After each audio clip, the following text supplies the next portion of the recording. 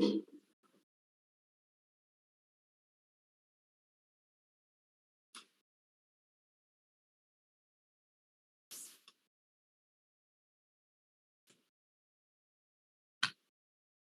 Good morning everybody.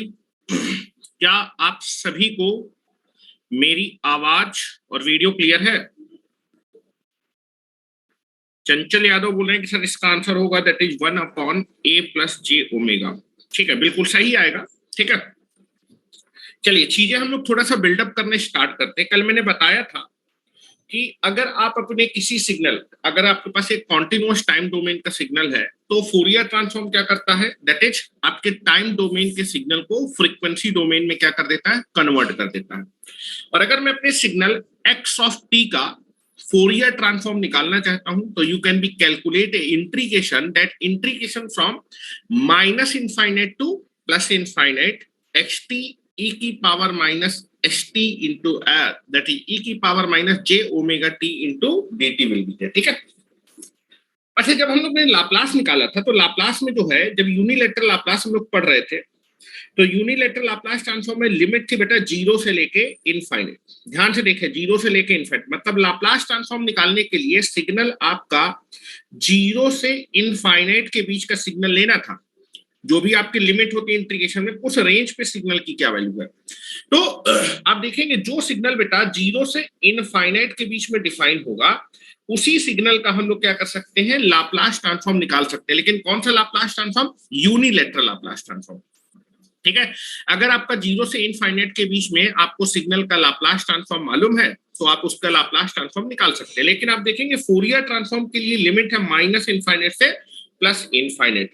इस range पे signal मालूम होना चाहिए। माइनस इनफाइनाइट से प्लस इनफाइनाइट पे अगर सिग्नल की वैल्यू 1 है तो डायरेक्ट इंटीग्रेशन कैलकुलेट हो जाएगा।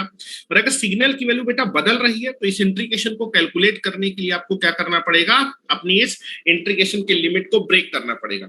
लेकिन इस फार्मूले से हम केवल और केवल किस सिग्नल के लाप्लास ट्रांसफॉर्म निकाल पाएंगे? एनर्जी सिग्नल के। और एनर्जी सिग्नल को पहचानने का तरीका है कि जो सिग्नल अपीरियोडिक होगा और बाउंडेड एरिया क्या करेगा, बाउंड करेगा, वो सिग्नल आपका कैसा होगा, एनर्जी सिग्नल होगा। और अगर सिग्नल एनर्जी सिग्नल होगा तो 100% एब्सोल्युटली इंटीग्रेबल होगा। मतलब उसकी जो एब्सोल्यूट वैल्यू है, जब मैं उसको इंटीग्रेट करूंगा माइनस इनफाइनाइट से प्लस इनफाइनाइट, ये इंटीग्रेशन की वैल्यू कैसी आएगी, फाइनाइट आएगी। ठीक है, तो ये सब चीजें आपको क्लियर होनी चाहिए। ठीक है, तो हम लोग थोड़ा सा ग्राफिकल एनालिसिस के साथ इस चैप्टर को पढ़ेंगे जिससे कि हमारी चीजें थोड़ी सी मजबूत हो जाए। ठीक है, आपको देखिए फोरियर ट्रांसफॉर्म निकालना था e की power minus eighty into UT. आप इस सिग्नल का लाप्लास ट्रांसफॉर्म निकालना चाहते थे और यहाँ a की वैल्यू कैसी है, ग्रेटर देन 0, e की power minus eighty into UT, इसका लाप्लास ट्रांसफॉर्म निकालना चाहते हैं। ठीक है, तो पहले हम जो है क्या करेंगे, पहले हम लोग चेक कर लें कि क्या ये सिग्नल एनर्जी सिग्नल है कि नहीं है। अगर सिग्नल एनर्जी सिग्नल हुआ तो हम जो फार्मूला यूज कर रहे थे उस फार्मूले को लगा सकते हैं। अब एनर्जी सिग्नल को चेक करने के लिए आपको इसका ग्राफ आना जरूरी है। ठीक है, ग्राफ बनाने के लिए या तो आप इसकी मैथमेटिकल डिफिनीशन लिख लो, या फिर आप क्या करेंगे, अगर एक्स टी क्या है, दैट इज ई की पावर माइनस एटी में ई की power minus eighty exponential decaying function है। ई की पावर माइनस एटी का ग्राफ मालूम है, यूटी का ग्राफ मालूम है। दोनों ग्राफ को अगर मैं क्या कर दूंगा, गुणा कर दूंगा, दोनों सिग्नल को गुणा कर दूंगा तो मेरे पास ई की power minus eighty into UT बन जाएगा और इसका ग्राफ आपके पास आ जाएगा। तो दोनों मेथड हम लोग यूज कर रहे हैं। पहले वहां से चेक करेंगे कि सिग्नल मेरा एनर्जी सिग्नल है कि नहीं, क्योंकि अगर एनर्जी सिग्नल हुआ और अगर उस सिग्नल का आपको लाप्लास ट्रांसफॉर्म मालूम है, अगर सिग्नल एनर्जी सिग्नल हुआ और उसका आपको लाप्लास ट्रांसफॉर्म मालूम है, तो डायरेक्टली आप उस लाप्लास ट्रांसफॉर्म से आप अपने सिग्नल के फोरियर ट्रांसफॉर्म को निकाल सकते हैं। बशर्ते आपको केवल क्या पुट करना पड़ेगा, लाप्लास ट्रांसफॉर्म में जहां जहां भी एस होगा, एस को रिप्लेस कर देंगे जे ओमेगा। लेकिन S equal to J omega हम तभी पुट कर सकते हैं जब मेरा सिग्नल कैसा होगा, एनर्जी सिग्नल। तभी आपका लाप्लास ट्रांसफॉर्म फोरियर ट्रांसफॉर्म के बराबर आने वाला है। लेकिन अगर सिग्नल एनर्जी सिग्नल नहीं हुआ और आपने S equal to J omega put कर दिया तो आपका जो है सिग्नल का जो लाप्लास ट्रांसफॉर्म है उसके फोरियर ट्रांसफॉर्म को रिप्रेजेंट नहीं करेगा। ये सब चीजें हम लोगों को पढ़ेंगे, धीमे धीमे पढ़ेंगे। एक बार कॉन्सेप्ट एक बार बिल्डअप हो जाएगा, आपको चीजें बहुत प्रॉपर तरीके से याद हो जाएंगी। सारे फार्मूले मैं आपको याद करा दूंगा, परेशान होने वाली बात नहीं है। पहले हम लोग जाने वाले हैं इसका ग्राफ बनाने के। ठीक है, नाउ सोल्यूशन तो अभी बाद में देखेंगे। और मैंने आपको बताया था, मान लीजिए अगर आप किसी सिग्नल को राइट साइडेड बनाना चाहते हैं, राइट साइडेड सिग्नल क्या होता है, किसी भी एक टाइम से पहले सिग्नल की वैल्यू अगर क्या है, हमेशा जीरो, किसी टाइम इंस्टेंट के पहले अगर सिग्नल हमेशा जीरो है तो सिग्नल राइट साइड होगा, और किसी टाइम इंस्टेंट के बाद अगर सिग्नल हमेशा क्या है, जीरो है, तो लेफ्ट साइडेड सिग्नल होगा। अगर आप किसी सिग्नल को क्या बनाना चाहते हैं, राइट साइडेड बनाना चाहते हैं, तो आपको हमेशा उसको किससे मल्टीप्लाई करना पड़ेगा, यूटी से मल्टीप्लाई करना पड़ेगा। और किसी भी सिग्नल को अगर आप लेफ्ट साइडेड बनाना चाहते हैं तो आपको सिग्नल को यू ऑफ माइनस टी से भी क्या करना, यू ऑफ माइनस टी से गुणा करना पड़ेगा, ठीक है। तो यहाँ यूटी है, अगर मैंने इस सिग्नल को यूटी से क्या किया है, मल्टीप्लाई किया है, तो ये सिग्नल राइट साइडेड है। मतलब एक टाइम के बाद इस सिग्नल की वैल्यू हमेशा कैसी आएगी, फाइनाइट आएगी, या फिर एक टाइम इंस्टेंट से पहले सिग्नल हमेशा कैसा होगा, जीरो होगा, ठीक है। समझने की कोशिश करिएगा, ठीक है। वन बाय वन करते हुए हम लोग चीजें कर रहे हैं। देखो, इसका फोरियर ट्रांसफॉर्म निकालना इतना इंपॉर्टेंट नहीं जितना कॉन्सेप्ट समझना है। तो मैं आपको पहले कॉन्सेप्ट समझा रहा हूँ, एक दो क्वेश्चन में कॉन्सेप्ट समझा दूंगा तो आप चीजें सही से कर पाएंगे, नहीं तो फिर हर बार आपको चीजें याद करनी पड़ेगी, ठीक है। नाउ आपके पास सिग्नल है that is xt into e की power minus eighty into UT. पहले तो मैं देखना चाहता हूँ यार, सिग्नल एनर्जी सिग्नल ही कि नहीं। अगर एनर्जी सिग्नल हुआ तो आप फार्मूला यूज कर सकते हैं इंट्रीगेशन वाला, ठीक है। उसके लिए ग्राफ बनाना है, दैट ई की पावर माइनस एटी और बेटा यूटी, ठीक है। ए की वैल्यू कैसी है, पॉजिटिव। अगर बेटा ए की वैल्यू पॉजिटिव होगी, ध्यान से देखिए, अगर ए की वैल्यू पॉजिटिव है तो ये निगेटिव एक्सपोनेंशियल होगा, क्योंकि ए की वैल्यू पॉजिटिव हो तो निगेटिव आएगा, तो निगेटिव एक्सपोनेंशियल की तरह बिहेव करेगा। It is behaving like a negative exponential, ठीक है। तो now I can be make the graph, ठीक है। चलो सिंपल से यहाँ पर ये बना, ये वाला लेंगे, इससे दिखेगा चीजें।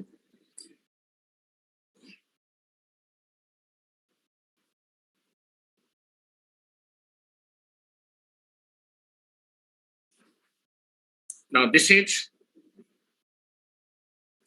e की पावर माइनस एटी, e की पावर माइनस एटी, ये आपका एक्सपोनेंशियली डिकेइंग फंक्शन होगा।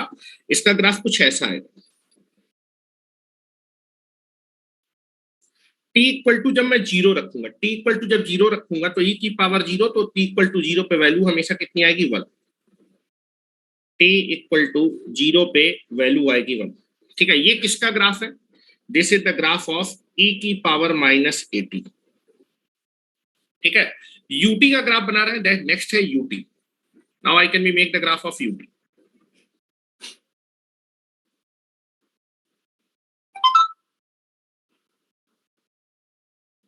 ठीक है। ut का ग्राफ आपको मालूम है, ut when t is less than 0, when t is less than 0, when t is less than 0, the value of ut is 0. When t is greater than 0,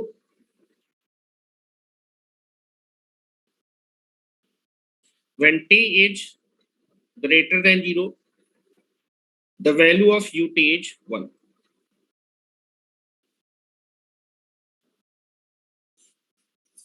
ठीक है। ये कैसा सिग्नल है, ये आपका राइट साइडेड सिग्नल है। यूटी हमेशा right sided signal होता है। स्क्रीन शो नहीं हो रही, अजय लॉग आउट करके फिर से लॉग इन करोगे, स्क्रीन शो नहीं हो रही, यहाँ पर बिल्कुल क्लियर चल रहा है, ठीक है। ये राइट साइडेड सिग्नल कैसे मालूम चला यूटी राइट साइडेड है, आप देखेंगे आपका टी इक्वल टू जीरो से पहले सिग्नल हमेशा कितना है, जीरो है। टी इक्वल किसी टाइम इंस्टेंट के पहले अगर सिग्नल हमेशा जीरो है तो ये कैसा सिग्नल, राइट साइडेड सिग्नल है। यूटी जे right sided signal.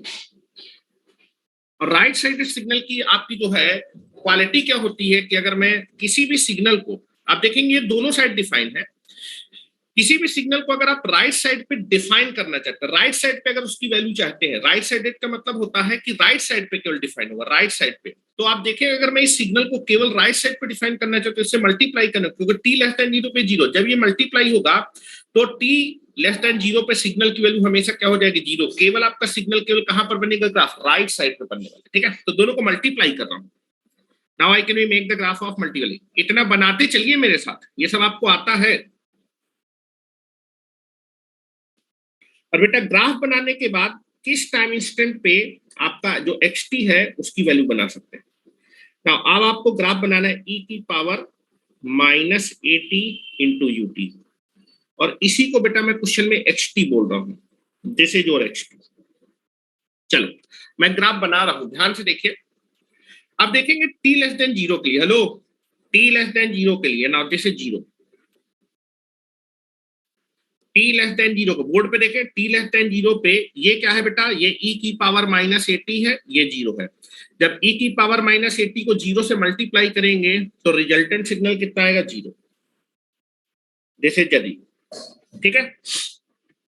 t greater than zero पे ये बेटा e की पावर माइनस एटी, हेलो, ये e की पावर माइनस एटी है और ये वैल्यू कितनी है, वन। e की पावर माइनस एटी को वन से गुणा करेंगे तो आएगा e की पावर माइनस एटी। किसी भी सिग्नल को जब वन से गुणा करेंगे तो सेम सिग्नल आएगा, तो सेम ग्राफ बन जाएगा। Now same graph you can be taken, same graph.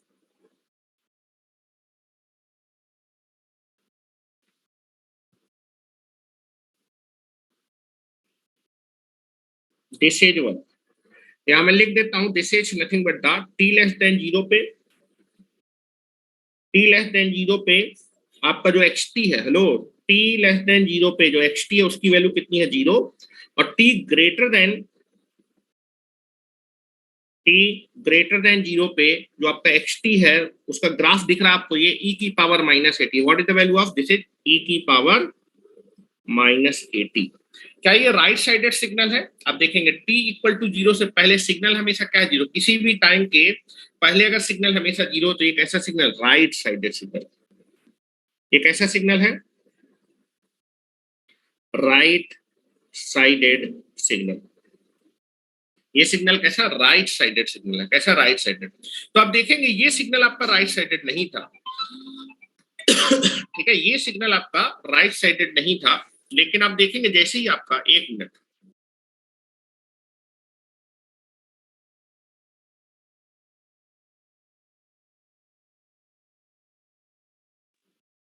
ठीक है, तो आप देखेंगे कि जैसे ही बेटा मैंने e की पावर माइनस एटी को ut से मल्टीप्लाई कर दिया तो आपका सिग्नल केवल राइट साइड पे डिफाइन है, ये राइट साइडेड सिग्नल में कन्वर्ट हो गया। xt मेरा राइट साइड, अगर मैं e की पावर माइनस एटी को, e की power minus eighty right sided नहीं है, e की पावर माइनस एटी को अगर मैंने ut से मल्टीप्लाई कर दिया तो सिग्नल मेरा कैसा बन गया, right sided. t equal to zero से पहले सिग्नल हमेशा क्या है, जीरो। तो किसी भी सिग्नल को जब आप ut से मल्टीप्लाई कर देते हैं तो हमेशा राइट साइडेड सिग्नल होता है, ठीक है। तो अगर मैं किसी सिग्नल को केवल राइट साइड पे डिफाइन करना चाहता हूँ, t ग्रेटर देन जीरो पे, t ग्रेटर देन जीरो पे ही केवल वैल्यू चाहता हूँ, तो आप उस सिग्नल को ut से क्या कर देंगे, मल्टीप्लाई। अगर आप किसी भी सिग्नल को t ग्रेटर देन जीरो पे ही उसकी वैल्यू चाहते हैं तो आप क्या कर सकते हैं, आप उसको ut से मल्टीप्लाई कर दीजिएगा, फिर वो सिग्नल राइट साइडेड बन जाएगा, ठीक है। एक तो तरीका ये है। अच्छा, यहां से मैं देख के बता सकता हूँ क्या, ये सिग्नल मेरा एनर्जी सिग्नल होगा कि पावर सिग्नल होगा? बिल्कुल बता सकते हैं। तो पहला चीज क्लियर होनी चाहिए, पहले नोट लिख लेते हैं, यहाँ पर एक नोट लिखते हैं। पहले तो एक नोट लिखते हैं, अगर आप किसी भी सिग्नल को राइट साइड, राइट साइडेड का मतलब केवल डिफाइन होगा राइट साइड पे, और यूटी से जब गुणा करेंगे तो टी ग्रेटर देन जीरो के लिए डिफाइन होगा, ठीक है। तो मैं लिख रहा हूं, देखो e की पावर माइनस एटी ये राइट साइडेड, यूटी से मल्टीप्लाई होने के बाद ये केवल और केवल राइट साइड पे डिफाइन है, ठीक है। तो ले t ग्रेटर देन जीरो पे, अगर आप किसी भी सिग्नल को t ग्रेटर देन जीरो पे डिफाइन करना चाहते हैं, you can be multiplied the signal in UT. लिख रहा हूं, यदि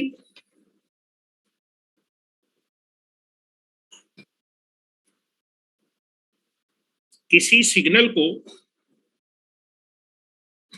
यदि किसी सिग्नल को राइट साइडेड सिग्नल बनाना है, यदि किसी सिग्नल को राइट साइडेड सिग्नल बनाना है, या फिर राइट साइडेड बनाने का मतलब, या फिर सिग्नल को, सिग्नल को t ग्रेटर देन जीरो पर ही डिफाइन करना है। Hello, t greater than zero पे उसकी वैल्यू फाइनाइट चाहिए, ही डिफाइन करना है,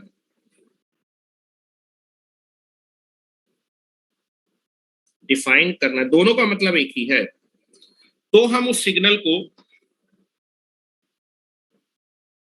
तो हम उस सिग्नल को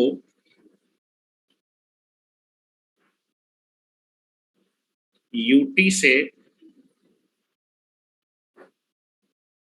मल्टीप्लाई कर देते हैं।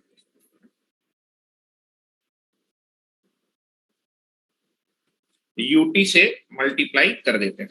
अगर मैं किसी सिग्नल को राइट साइडेड बनाना चाहता हूं तो उस सिग्नल को मैं यूटी से क्या कर दूंगा, मल्टीप्लाई कर दूंगा। ठीक है,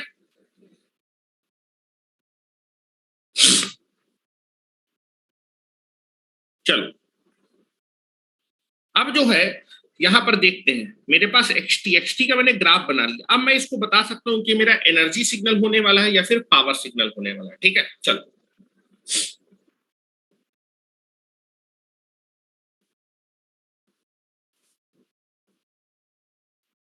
पहले इतना लिखे। फाइनली जब भी आपको जो है फोरियर ट्रांसफॉर्म निकालना है तो आपके माइंड में होना चाहिए कि सिग्नल एनर्जी सिग्नल है कि पावर सिग्नल है। ठीक है, उसको पहचानने के लिए आप ग्राफ बना लीजिएगा, ज्यादा बेटर रहेगा। ठीक है, चलिए मैंने एक्सटी का ग्राफ बना लिया, ध्यान से देखिए। एक्सटी का ग्राफ बनाने के बाद पहले ये बताइए, क्या ये सिग्नल पीरियोडिक है कि अपीरियोडिक है?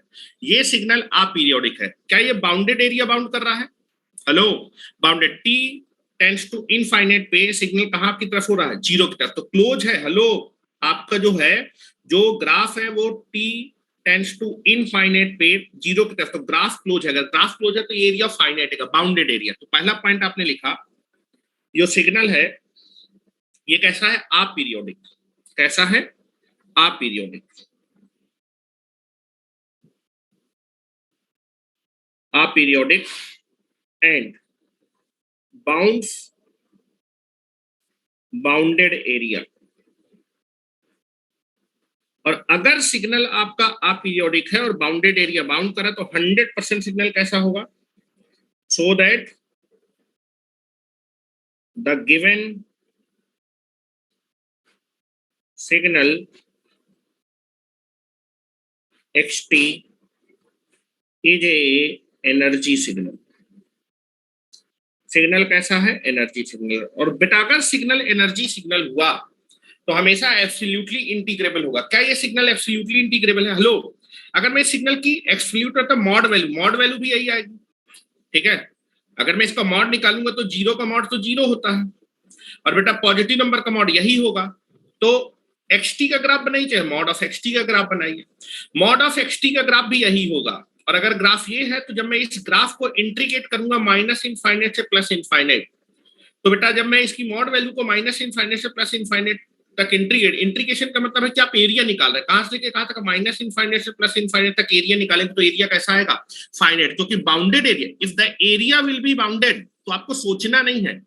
अगर एरिया कैसा है? बाउंडेड है, तो 100% जब आप इसकी एब्सोल्यूट वैल्यू निकालेंगे, दैट इज द, आप इसको क्या, ये आप जो है इसकी एब्सोल्यूट वैल्यू को इंटीग्रेट करेंगे माइनस इनफाइनाइट से प्लस, तो वो फाइनाइट है। मतलब सिग्नल हमेशा कैसा होगा? Absolutely integrable. दिख रहा है सिग्नल कैसा भी है? अगर सिग्नल एनर्जी सिग्नल हुआ तो बिना सोचे समझे लिख देंगे सिग्नल कैसा होगा? Absolutely integrable. सिग्नल कैसा है? Absolute integrable. सिग्नल कैसा है? Absolute integrable. तो आपको यहां से ये ग्राफ से ये चीज मालूम चली कि यार सिग्नल मेरा कैसा है बेटा? सिग्नल मेरा एनर्जी सिग्नल है। और सिग्नल अगर मेरा एनर्जी सिग्नल है तो इसके फोरियर ट्रांसफॉर्म को निकालने के लिए आप अपने फार्मूले को लगा सकते हैं। Now I can be go for the formula. ठीक है, अब आप फार्मूले में जा रहे हैं। ठीक है, देखो दूसरा तरीका, जब फार्मूला आप निकालेंगे तो आपको जो है माइनस इनफाइनाइट से प्लस, देखो सिग्नल में क्या है? यूटी है ना, क्या यूटी की वैल्यू माइनस इनफाइनाइट से प्लस इनफाइनाइट पे सेम रहती है क्या? नहीं, माइनस इनफाइनाइट से जीरो तक इसकी वैल्यू जीरो होती है, और जीरो से लेके इनफाइनाइट तक इसकी वैल्यू कुछ अलग होती है, वन होती है। तो माइनस इनफाइनाइट से जीरो तक इसकी वैल्यू अलग है, तो आपके सिग्नल की वैल्यू, इस प्रोडक्ट की वैल्यू कुछ अलग आएगी। और बेटा जीरो से लेके इनफाइनाइट तक यूटी की वैल्यू होती है वन, तो आपके सिग्नल एक्सटी की वैल्यू कुछ अलग आएगी। तो आपको इंटीग्रेशन ब्रेक करना पड़ेगा।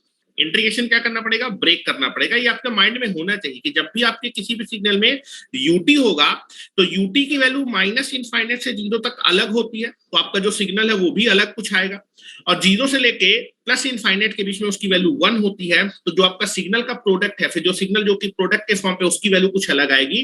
तो अगर सिग्नल की वैल्यू अलग आएगी जीरो से इनफाइनाइट के बीच में, तो आप जो है जब इंटीग्रेशन करेंगे तो इंटीग्रेशन को ब्रेक करना पड़ेगा, माइनस इनफाइनाइट से जीरो और जीरो से इनफाइनाइट। ठीक है, चलो अब कोई बोले कि सर जो है अगर आप जो है आपसे कोई पूछे कि जो है एक्स टी जो कि सिग्नल के बराबर है, इसकी वैल्यू कितनी कितनी आएगी, तो या तो ग्राफ से निकालो। ग्राफ से अगर मैं मैथमेटिकल डिफिनेशन लिखूं एक्स टी की, ध्यान से देखो, आपने एक्स टी का ग्राफ बना रखा है और एक्स टी के ग्राफ से आप इसकी मैथमेटिकल डिफिनेशन लिख सकते हैं। क्या मैथमेटिकल डिफिनेशन लिख सकते हैं? दैट इज, ध्यान से देखिएगा, एक्स टी को अगर मैं मैथमेटिकल डिफाइन करूं तो ये बताइए, टी लेस देन जीरो पे, टी लेस देन जीरो पे what is the value of x t? X t की वैल्यू है जीरो, एक्स टी की वैल्यू है zero for t less than zero. और बेटा ये बताइए, t greater than or equal to zero पे एक्स टी का मैथमेटिकल फंक्शन क्या है? What is the mathematical function? E की पावर माइनस, ये जो ग्राफ बना है एक्स टी का ग्राफ क्या बना है? ई की पावर माइनस ए टी के बराबर। तो that is T greater than zero पे, टी ग्रेटर देन जीरो पे आपका जो एक्स टी है उसका मैथमेटिकल फंक्शन पूछ रहा हूं, क्योंकि इंटीग्रेशन करने के लिए वैल्यू नहीं चाहिए, फंक्शन चाहिए, तो फंक्शन का इंटीग्रेट करते हैं। तो टी ग्रेटर देन जीरो पे जो एक्स टी है उसका मैथमेटिकल फंक्शन है, जो भी ग्राफ बना हुआ होगा उसी का फंक्शन लिख देंगे, दिस इज ई की पावर माइनस ए टी। ठीक है, इस चीज को हम लोग अपने इस फंक्शन से डायरेक्ट भी निकाल सकते हैं, तो उसको समझने की कोशिश करिए, उसको समझने की कोशिश करिएगा। मैं समझाने की कोशिश करता हूं, ध्यान से देखिए। जब भी यूटी होगा तो सिग्नल केवल राइट साइड पे डिफाइन होगा, टी ग्रेटर देन जीरो पे ही सिग्नल केवल डिफाइन होगा। आप ग्राफ से भी मैथमेटिकल डिफिनेशन, हमेशा जब भी आप इंटीग्रेशन करेंगे तो फंक्शन चाहिए होता है, ना कि एग्जैक्ट वैल्यू चाहिए होता है। ठीक है, किसी भी टाइम इंस्टेंट पे वैल्यू निकालनी है तो इस फंक्शन पे वैल्यू रखेंगे वो टाइम तो वैल्यू आपके पास आ जाएगी। ठीक है, चलो इस चीज को हम डायरेक्ट भी लिख सकते थे, आ जाओ।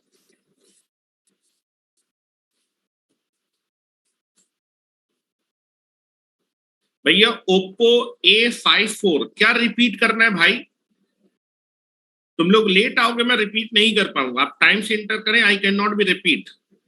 ठीक है, मेरे पास यही काम नहीं कि मैं जो है आधे घंटे हो गए क्लास स्टार्ट हुई और आधे घंटे की क्लास आपको रिपीट कर दूं। आराम से तुम घर में बैठो, जब अपलोड हो जाए तो देख लेना। ठीक है,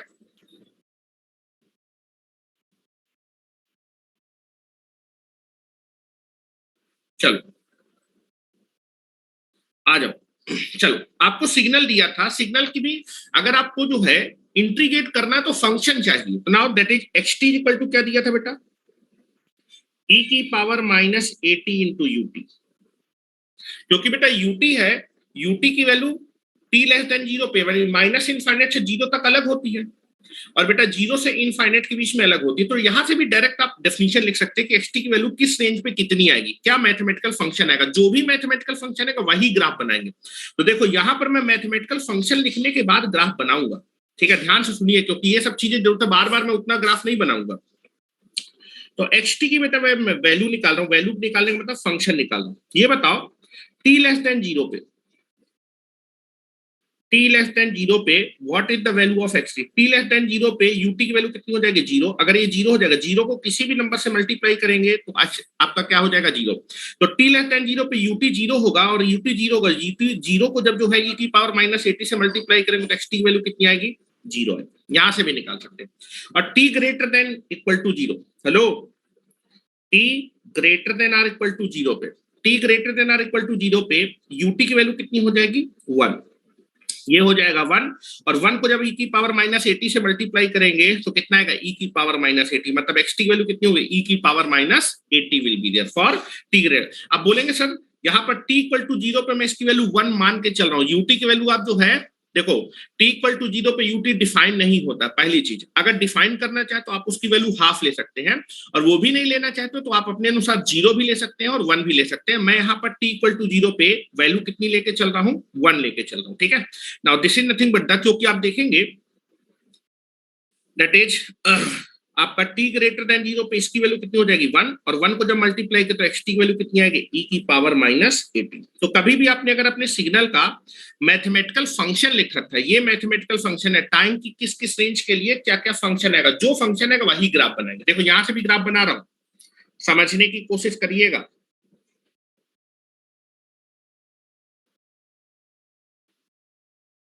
आपके पास मैथमेटिकल डेफिनेशन है एक्स टी की, और एक्स टी का ग्राफ बनाना है। एक्स टी का ग्राफ बनाने का मतलब ई की power minus eighty into UT का ग्राफ बनाना है। किसके रिस्पेक्ट में बना रहा है? टाइम के रिस्पेक्ट में, टाइम का फंक्शन है। दिस इज एक्स टी जो कि है ई की power minus eighty into UT. ठीक है, चलो t लेस देन 0 पे what is the value of xt 0, तो 0 बनेगा। t लेस देन 0 पे this is the range of t less than 0। t less than 0 पे आपके xt की बेटा वैल्यू कितनी है 0, तो 0 वाला ग्राफ बनाती, जो भी मैथमेटिकल फंक्शन होगा वही ग्राफ बनेगा। नाउ t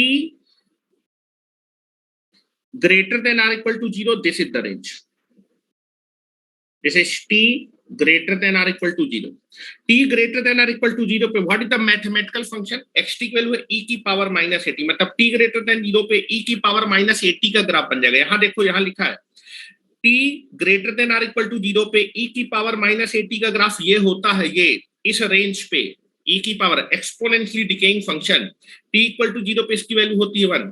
इस रेंज पे बनाना है t ग्रेटर देन 0 पे, t ग्रेटर देन और इक्वल टू 0 पे आपको किसका ग्राफ बनाना है? जो भी मैथमेटिकल फंक्शन होगा वही e की पावर माइनस 80। इस रेंज पे e की पावर माइनस 80 का ग्राफ ये होता है। सेम ग्राफ बना दें, same graph you can be made. This is the e की पावर माइनस 80, यहां पर ये बना है e की power minus 80, this value equal to 1। क्या मेरी बात समझ रहे हैं? और एक बार ग्राफ बना लिया ना, उसके बाद आप बता सकते हैं कि जो गिवन सिग्नल है वो कैसा है। ग्राफ देख के बताया है मैंने, यहाँ पर ग्राफ देख के बताया सिग्नल। अच्छा, वैसे भी आपको मालूम है अपीरियोडिक होगा और t लेस देन 0 0 पे जाएगा। दिस इज अपीरियोडिक,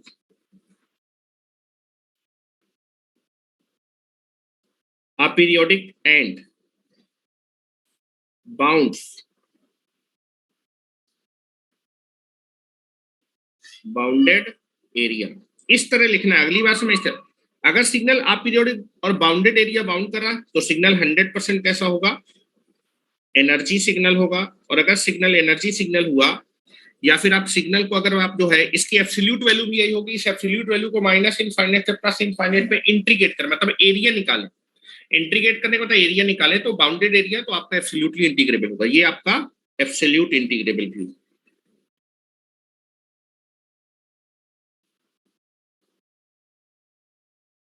ठीक है, एब्सोल्यूट इंटीग्रेबल सिग्नल होने वाला है या फिर एब्सोल्यूट इंटीग्रेबल होगा।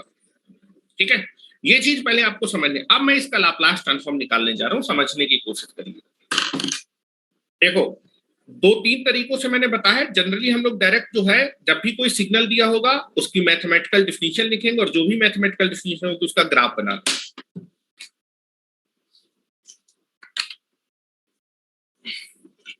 ये सिग्नल आपको दिख रहा होगा, किसी भी सिग्नल को आप यूटी से मल्टीप्लाई कर देंगे तो केवल t ग्रेटर देन 0 के लिए वैल्यू राइट साइडेड सिग्नल होगा।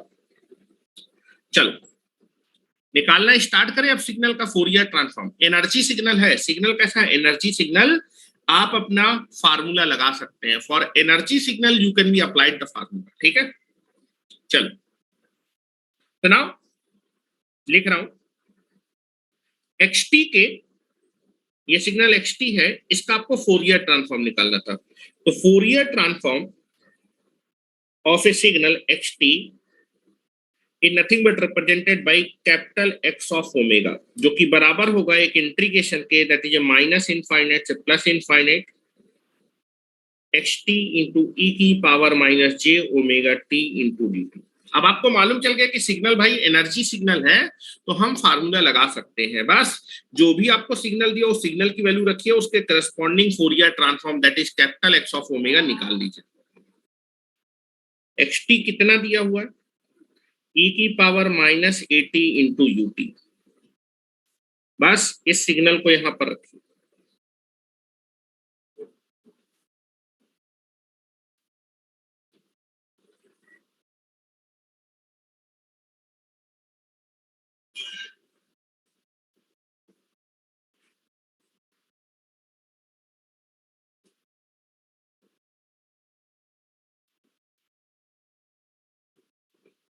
हो गया क्या?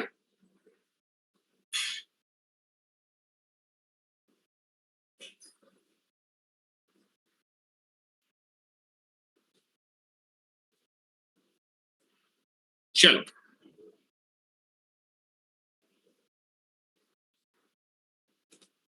नाउ वैल्यू रख रहा हूं। Now this is integration minus infinite से plus infinite.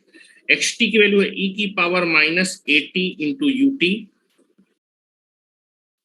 This multiplied by e की power minus j omega t into d t. ठीक है, चलो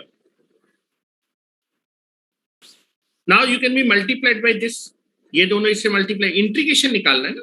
अच्छा ये बताओ यूटी की वैल्यू अलग होती है, तो अच्छा ये बताओ अगर मैं बात करूं जो है, चलो पहले मल्टीप्लाई कर लेते हैं, इसको मल्टीप्लाई कर लेते हैं, this is the multiply, minus infinite से प्लस इनफाइनाइट, इसको आप लिख सकते हैं दिस इज ई की power minus a t into e की power minus j omega t into u t into d t. ठीक है, चलो अच्छा दोनों का बेस सेम है, बेस सेम है तो पावर ऐड हो जाएगी, और पावर ऐड होने के बाद क्या कॉमन आ जाएगा, माइनस भी कॉमन आ जाएगा, टी भी कॉमन आ जाएगा, तो now this is nothing but equal to minus infinite से प्लस इनफाइनाइट, ई की पावर माइनस भी कॉमन ले लिया, टी भी common, a plus j omega t into u t. अब इस इंटीग्रेशन को आपको निकालना, ये इंटीग्रेशन निकालना है। अब आप देखेंगे यूटी है, यूटी की वैल्यू बेटा माइनस इनफाइनाइट से जीरो तक अलग होती है, इसकी वैल्यू जीरो होती है, तो इस सिग्नल की वैल्यू माइनस इनफाइनाइट से जीरो तक कुछ अलग आएगी, और बेटा t greater than or equal to zero पे, फिर टी ग्रेटर देन जीरो पे इसकी वैल्यू वन होती है, तो इस सिग्नल की वैल्यू कुछ अलग आएगी टी ग्रेटर देन जीरो पे। तो आपको इस इंटीग्रेशन को, इस सिग्नल की वैल्यू माइनस इनफाइनाइट से प्लस इनफाइनाइट के बीच में एक जैसी नहीं रहेगी, इंटीग्रेशन को ब्रेक करना पड़ेगा। तो now I can be break the integration. क्या मेरी बात समझ रहे हैं, क्यों ब्रेक कर रहा हूं, माइनस इनफाइनाइट से कहां तक, जीरो तक, ई की power minus a plus j omega t into u T, plus zero से लेके इनफाइनाइट के बीच में अलग होती है, ई की power minus a plus j omega t into u t into d t. ठीक है, अब ये बताइए, अब देखो माइनस इनफाइनाइट से जीरो तक इस रेंज पे यूटी की वैल्यू कितनी है, रेंज पे, उस रेंज पे वैल्यू लिखते हैं, कितनी वैल्यू आएगी, ये जीरो आएगी, और बेटा जीरो से लेके प्लस इनफाइनाइट के बीच में यूटी की वैल्यू कितनी होती है, अब ये बेटा जीरो हो गया, ये जीरो हो गया, तो ये पूरा इंटीग्रेशन आपका जीरो हो जाएगा, क्योंकि जीरो से मल्टीप्लाई, ये जीरो हो जाएगा, ये हो जाएगा जीरो से लेके इनफाइनाइट ई की power minus a plus j omega t into d t. अब देखो आप इंटीग्रेशन टी के रिस्पेक्ट में कर रहे हैं, तो टी को छोड़ के सारी चीज कांस्टेंट है, ए भी कांस्टेंट होगा, ओमेगा भी कांस्टेंट होगा, तो ई की पावर माइनस ए इंटू टी का इंटीग्रेशन होने वाला है, और ये इंटीग्रेशन जो होगा दिस इज ई की power minus a plus j omega T, e की पावर माइनस ए टी क्या होता है, ई की power minus a t divided by minus a, ये पूरा का पूरा कांस्टेंट, इसको मैं मान रहा हूं ए, तो this is minus a plus j omega, और लिमिट हो जाएगी बेटा जीरो से इनफाइनाइट, ये पूरा का पूरा। अच्छा ये लिमिट टी की है, तो टी को छोड़ के कांस्टेंट, ये पूरा पूरा ए भी कांस्टेंट, ओमेगा भी कांस्टेंट, ये बाहर आ जाएगा। क्या मेरी बात समझ रहे हैं, चलो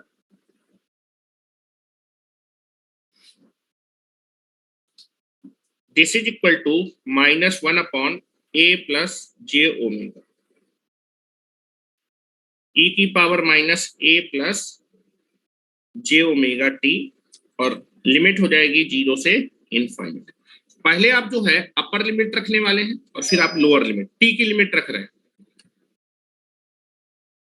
minus one upon a plus j omega, now this is e की power minus a plus j omega into upper limit है इनफाइनाइट, फिर लोअर लिमिट रखेंगे minus a plus j omega into zero. और आप देखेंगे किसी भी नंबर को जब आप इनफाइनाइट से, तो ये पूरा पूरा इनफाइनाइट होगा, तो ए की पावर माइनस इनफाइनाइट बन जाएगा, this is minus one upon a plus j omega, और ये आ जाएगा ई की पावर माइनस इनफाइनाइट, और बेटा किसी भी नंबर को जब जीरो से मल्टी, तो ये पूरा पूरा जीरो हो जाएगा, दिस इज ई की power zero,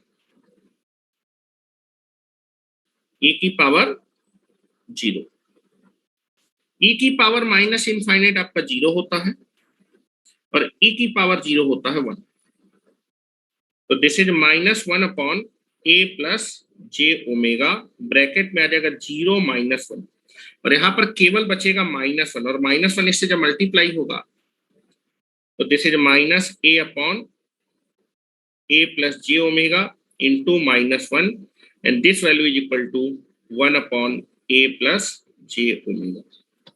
this is your Fourier transform.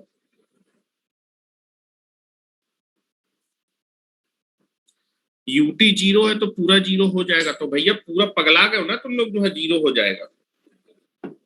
विशाल, किस रेंज से लेके किस लेंथ तक वो जीरो होता है? माइनस इनफाइनाइट से जीरो तक वो जीरो होता है, पूरा जीरो हो जाएगा। शक्ल खोलो जरा, अपना कैमरा खोलो, कौन हो तुम? कैमरा ओपन करो विशाल, तुम अपना जरा शक्ल तो देख लो तुम्हारी। तुमको नहीं दिख रहा कि जीरो हो जाएगा? कहां से कहां जीरो हो जाएगा? क्या लिख रहे हो तुम? यूटी जीरो है तो जीरो? यूटी की वैल्यू हमेशा जीरो होती है क्या? क्या मेरी बात समझ रहे हैं? जब एक्स टी की वैल्यू, हेलो, जब आपने सिग्नल की वैल्यू रखी है ई की पावर माइनस 80, तब आपका फोरियर ट्रांसफॉर्म ये आया है। तो ई की पावर माइनस 80 इंटू यूटी का फोरियर ट्रांसफॉर्म होता है 1/a प्लस जे ओमेगा। अब इसको याद कैसे करेंगे, उसको समझने की कोशिश करते हैं। हो गया? आगे चले? हो गया हो तो मुझे बता दीजिए। चल, मेरे ख्याल से हो गया होगा। अब मुद्दे की बात समझिए। अब फार्मूला आपको याद करना है, कैसे याद करना है उसको भी थोड़ा सा समझने की कोशिश करते हैं। Now this is your Fourier transform. ये क्या लिखा है बेटा? ये आपका लिखा है Fourier transform of x T,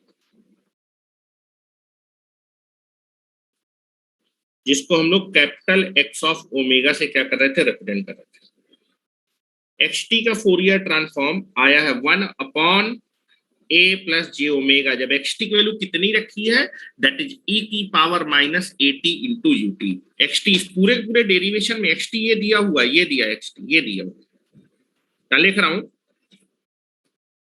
that is Fourier transform, that is x T अगर रिप्रेजेंट कर रहा है ई की power minus 80 into u T, इसका जब मैंने फोरियर ट्रांसफॉर्म निकाला, एक्स टी के फोरियर ट्रांसफॉर्म को मैं कैपिटल एक्स ऑफ ओमेगा से रिप्रेजेंट करूंगा। और अगर बेटा एक्स टी ये है तो इसका जो फोरियर ट्रांसफॉर्म है, एक्स टी का फोरियर ट्रांसफॉर्म, अगर एक्स टी की power minus 80 into u T है तो उसका जो फोरियर ट्रांसफॉर्म होगा वो आएगा that is 1/a plus j omega. लेकिन यहाँ पर कंडीशन है कि ए की वैल्यू कैसी होनी चाहिए? पॉजिटिव। अगर ई की पावर माइनस 80, ई की पावर माइनस 80 इंटू यूटी में ए ग्रेटर देन जीरो है, इसका फोरियर ट्रांसफॉर्म होता है 1/a प्लस जे ओमेगा। अब देखो, इस फार्मूले को हम लोग डायरेक्ट भी निकाल सकते थे। कैसे निकाल सकते थे? आप जरा एक ट्रिक पढ़िएगा। देखो, अगर सिग्नल मेरा कैसा सिग्नल है? अगर मेरा गिवन सिग्नल एनर्जी सिग्नल है, हेलो, अगर मेरा सिग्नल कैसा सिग्नल है? एनर्जी सिग्नल है, और उस एनर्जी सिग्नल का आपको लाप्लास ट्रांसफॉर्म मालूम है। मैंने बोला लाप्लास ट्रांसफॉर्म निकाल सकते हैं राइट साइडेड सिग्नल का, जो सिग्नल जीरो से इनफाइनाइट के लिए डिफाइन हो। ये सिग्नल जीरो से इनफाइनाइट के लिए डिफाइन है। राइट साइडेड सिग्नल का यूनिलैटरल लाप्लास ट्रांसफॉर्म मैंने आपको पढ़ाया है। Left sided signal, left sided क्या होगा? लेफ्ट साइडेड सिग्नल हमेशा माइनस इनफाइनाइट से जीरो तक डिफाइन होगा, और लाप्लास निकालते ही जीरो से इनफाइनाइट है। माइनस इनफाइनाइट से जीरो थोड़ा निकालते तो उसका लाप्लास ट्रांसफॉर्म नहीं मालूम होगा। लेफ्ट साइडेड सिग्नल का लाप्लास ट्रांसफॉर्म नहीं मालूम होता है, ठीक है? आपको राइट साइडेड सिग्नल का लाप्लास, तो आप देखेंगे ये सिग्नल ई की power minus 80 right sided signal है, इसका लाप्लास ट्रांसफॉर्म आपको मालूम है। इसका लाप्लास क्या होगा? ई की पावर माइनस 80 इंटू यूटी का लाप्लास। यूटी को अपन समझ, ई की पावर माइनस 80 का होगा 1/s प्लस ए। तो अगर सिग्नल एनर्जी सिग्नल है और उसका आपको लाप्लास, तो लाप्लास कैसे मालूम होगा आपको कि इसका लाप्लास? आप हमेशा ध्यान रखिएगा, जो मैंने लाप्लास ट्रांसफॉर्म पढ़ा है यूनिलैटरल लाप्लास ट्रांसफॉर्म, वो केवल और केवल राइट साइडेड। तो सिग्नल आपको मालूम है कि राइट साइडेड सिग्नल है, तो इसका लाप्लास आपको मालूम होगा। लाप्लास ट्रांसफॉर्म क्या होगा? दैट इज 1/s प्लस ए। तो अगर सिग्नल एनर्जी सिग्नल है और उसका लाप्लास ट्रांसफॉर्म आपको क्या है? मालूम है, तब आप अपने इस सिग्नल के फोरियर ट्रांसफॉर्म को डायरेक्ट निकाल सकते हैं लाप्लास ट्रांसफॉर्म से। केवल आपको क्या करना है? लाप्लास के फार्मूले में जहां जहां भी s होगा, you can be replace the s with the help of j omega. इसका लाप्लास ट्रांसफॉर्म क्या होगा? 1/s plus a। s को रिप्लेस कर दीजिए j ओमेगा से। देखिए, फोरियर ट्रांसफॉर्म आपके पास आ गए। तो नोट करके लिखो जरा, फिर आपको समझाता हूं। पहले नोट करके लिखे, लेकिन ये सब्स्टिट्यूशन केवल वैलिड है अगर सिग्नल कैसा है? एनर्जी सिग्नल है। अगर सिग्नल पावर सिग्नल हुआ और आपने बोला कि सर मुझे इसका लाप्लास ट्रांसफॉर्म मालूम है, मैं s equal to J omega put कर देता हूं, तो आपका फूरियर ट्रांसफॉर्म नहीं आएगा, याद रखिएगा। पावर सिग्नल के लिए ये सब्स्टिट्यूशन वैलिड नहीं है, केवल एनर्जी सिग्नल के लिए है। और वो एनर्जी सिग्नल कैसा होना चाहिए? राइट साइडेड होना चाहिए। सिग्नल एनर्जी सिग्नल है और राइट साइडेड होना जरूरी है, क्योंकि लेफ्ट साइडेड सिग्नल होगा तो उसका लाप्लास ही नहीं मालूम होगा, तो तुम पुट कहां करोगे? ठीक है, लिख रहा हूं। यदि सिग्नल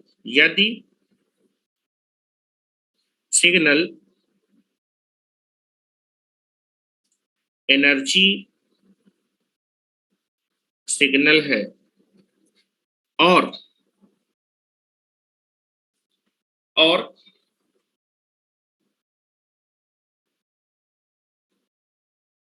और यदि सिग्नल एनर्जी सिग्नल है और इस सिग्नल का देखो लाप्लास ट्रांसफॉर्म जो पढ़ा है वो राइट का, लेफ्ट होगा तो मैं एनर्जी सिग्नल होगा, लेफ्ट साइडेड होगा तो उसका लाप्लास ट्रांसफॉर्म मालूम नहीं होगा, तो सब्स्टिट्यूशन वैलिड ही नहीं होगा। ठीक है, तो मैं राइट साइडेड लिखा नहीं रहा हूं, ये अंडरस्टूड है। यदि सिग्नल एनर्जी सिग्नल है और इस सिग्नल का लाप्लास ट्रांसफॉर्म मालूम है, इस सिग्नल का लाप्लास ट्रांसफॉर्म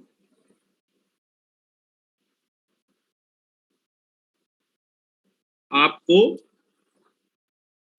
मालूम है, कब? उस सिग्नल के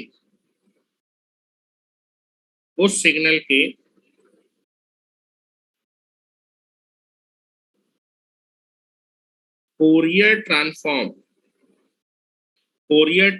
को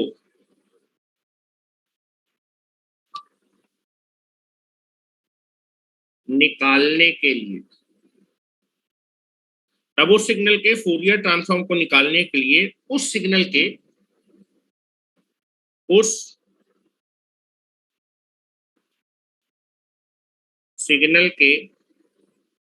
लाप्लास ट्रांसफॉर्म में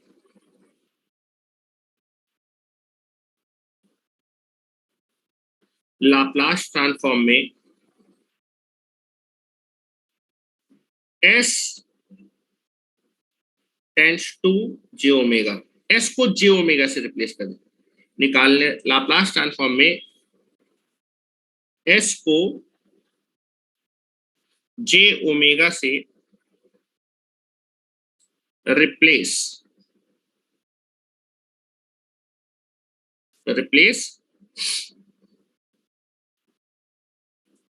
कर देते हैं। तो अगर आपके पास सिग्नल कैसा है? एनर्जी सिग्नल है और उस सिग्नल का लाप्लास ट्रांसफॉर्म मालूम है, तो आप क्या करेंगे? उस सिग्नल के लाप्लास ट्रांसफॉर्म में एस को रिप्लेस कर देंगे जे ओमेगा से, तो आपको सिग्नल का फोरियर ट्रांसफॉर्म मालूम चल जाएगा, उसी सिग्नल का फोरियर ट्रांसफॉर्म मालूम चल जाएगा। ठीक है, कर देते हैं। यह सब्स्टिट्यूशन, ये जो मैं बता रहा हूं एस को जे ओमेगा, ये सब्स्टिट्यूशन केवल वैलिड है सिग्नल अगर कैसा है? एनर्जी सिग्नल है। यह सब्स्टिट्यूशन लिखे, यह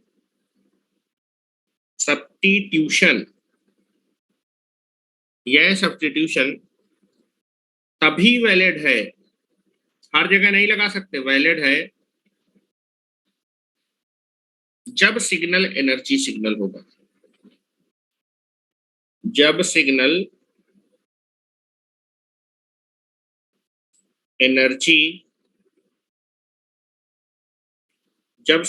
एनर्जी सिग्नल होगा। यदि सिग्नल पावर सिग्नल है, यदि गिवन सिग्नल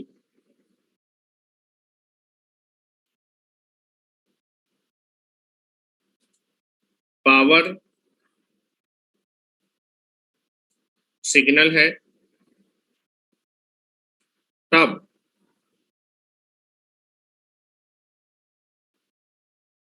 सिग्नल के फोरियर ट्रांसफॉर्म को ट्रांसफॉर्म को निकालने के लिए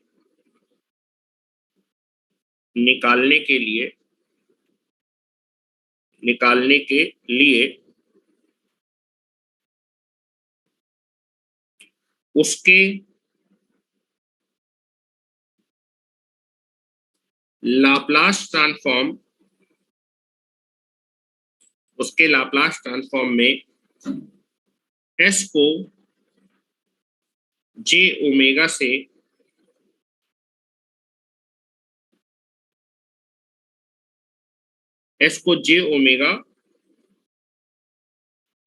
रखने पर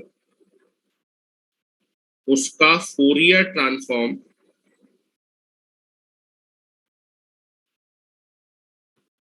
नहीं आएगा। This is important. अगर सिग्नल पावर सिग्नल है और अगर आपने उसका लाप्लास ट्रांसफॉर्म मालूम है और उसमें आपने s equal to j omega put कर दिया, तो आप बोले कि इसका फूरियर ट्रांसफॉर्म में गलत हो जाएगा। ये सब्स्टिट्यूशन केवल लगा सकते हैं अगर सिग्नल एनर्जी सिग्नल है। सिग्नल एनर्जी सिग्नल है, लाप्लास ट्रांसफॉर्म मालूम है, तो आप उसमें s equal to j omega put कर दीजिए, उसके लाप्लास ट्रांसफॉर्म, वही सिग्नल का फूरियर ट्रांसफॉर्म होगा। ठीक है,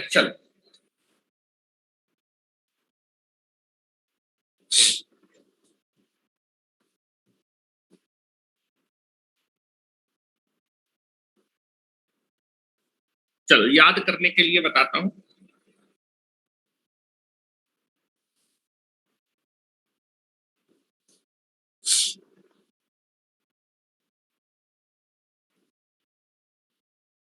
हो गया? चलो अब जरा देखो, आपका जो सिग्नल था दिस इज e की पावर -at इंटू यूटी। क्या इसका लाप्लास ट्रांसफॉर्म आपको मालूम है? बिल्कुल। लाप्लास निकालते समय क्योंकि जीरो से इनफैक्ट ये आपका 1 हो जाएगा, तो इसको देखना ही नहीं है। e की पावर -at, इसका लाप्लास ट्रांसफॉर्म आपको मालूम है, दैट इज 1/s + a। आपने देखा यार, इस सिग्नल का लाप्लास ट्रांसफॉर्म मालूम है। ये सिग्नल है कैसा? क्या ये सिग्नल आपका एनर्जी सिग्नल है? बिल्कुल। अभी अभी बताया कि e की पावर -at कैसा है, ये सिग्नल आपका एनर्जी सिग्नल है।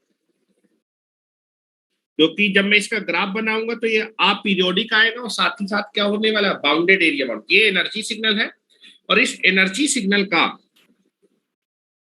सिग्नल कैसा है? एनर्जी सिग्नल है। और इस सिग्नल का आपको क्या मालूम है? लाप्लास ट्रांसफॉर्म मालूम है। और लाप्लास ट्रांसफॉर्म मालूम है। ये सिग्नल एनर्जी सिग्नल, इसका लाप्लास ट्रांसफॉर्म मालूम है। इसका आपको फोरियर ट्रांसफॉर्म निकालना था। इस सिग्नल का ही आपको फोरियर ट्रांसफॉर्म निकालना था। तो कुछ नहीं करना, अगर आप इसका फोरियर ट्रांसफॉर्म लिखना चाहते हो तो सिंपली लाप्लास ट्रांसफॉर्म में जहां भी s होगा आप s को रिप्लेस कर दीजिएगा, किससे? j ओमेगा से। और इसको अगर आप सही से लिख लेंगे तो आ जाएगा 1/a + j omega. Only you can be replaced s को आप रिप्लेस कर देंगे किससे? j omega. लाप्लास ट्रांसफॉर्म में जहां जहां भी s होगा s को रिप्लेस कर देना j ओमेगा से, तो आपके सिग्नल का क्या आ जाएगा? Fourier transform. यही होता है इसका फोरियर ट्रांसफॉर्म। e की पावर -at इंटू यूटी का फोरियर ट्रांसफॉर्म होता है 1/a + j ओमेगा। स्टैंडर्ड है, याद रखना। ठीक है, चलो नेक्स्ट क्वेश्चन की तरफ चलते हैं। क्या मेरी बात समझ रहे हैं? क्या आप लोग मेरी बात समझ रहे हैं? सबके चेहरे उड़े हुए हैं। क्यों उड़े भाई? सुरजीत, तुम्हारा चेहरा क्यों उड़ा हुआ है? इतना टेंशन में हो तुम लोग?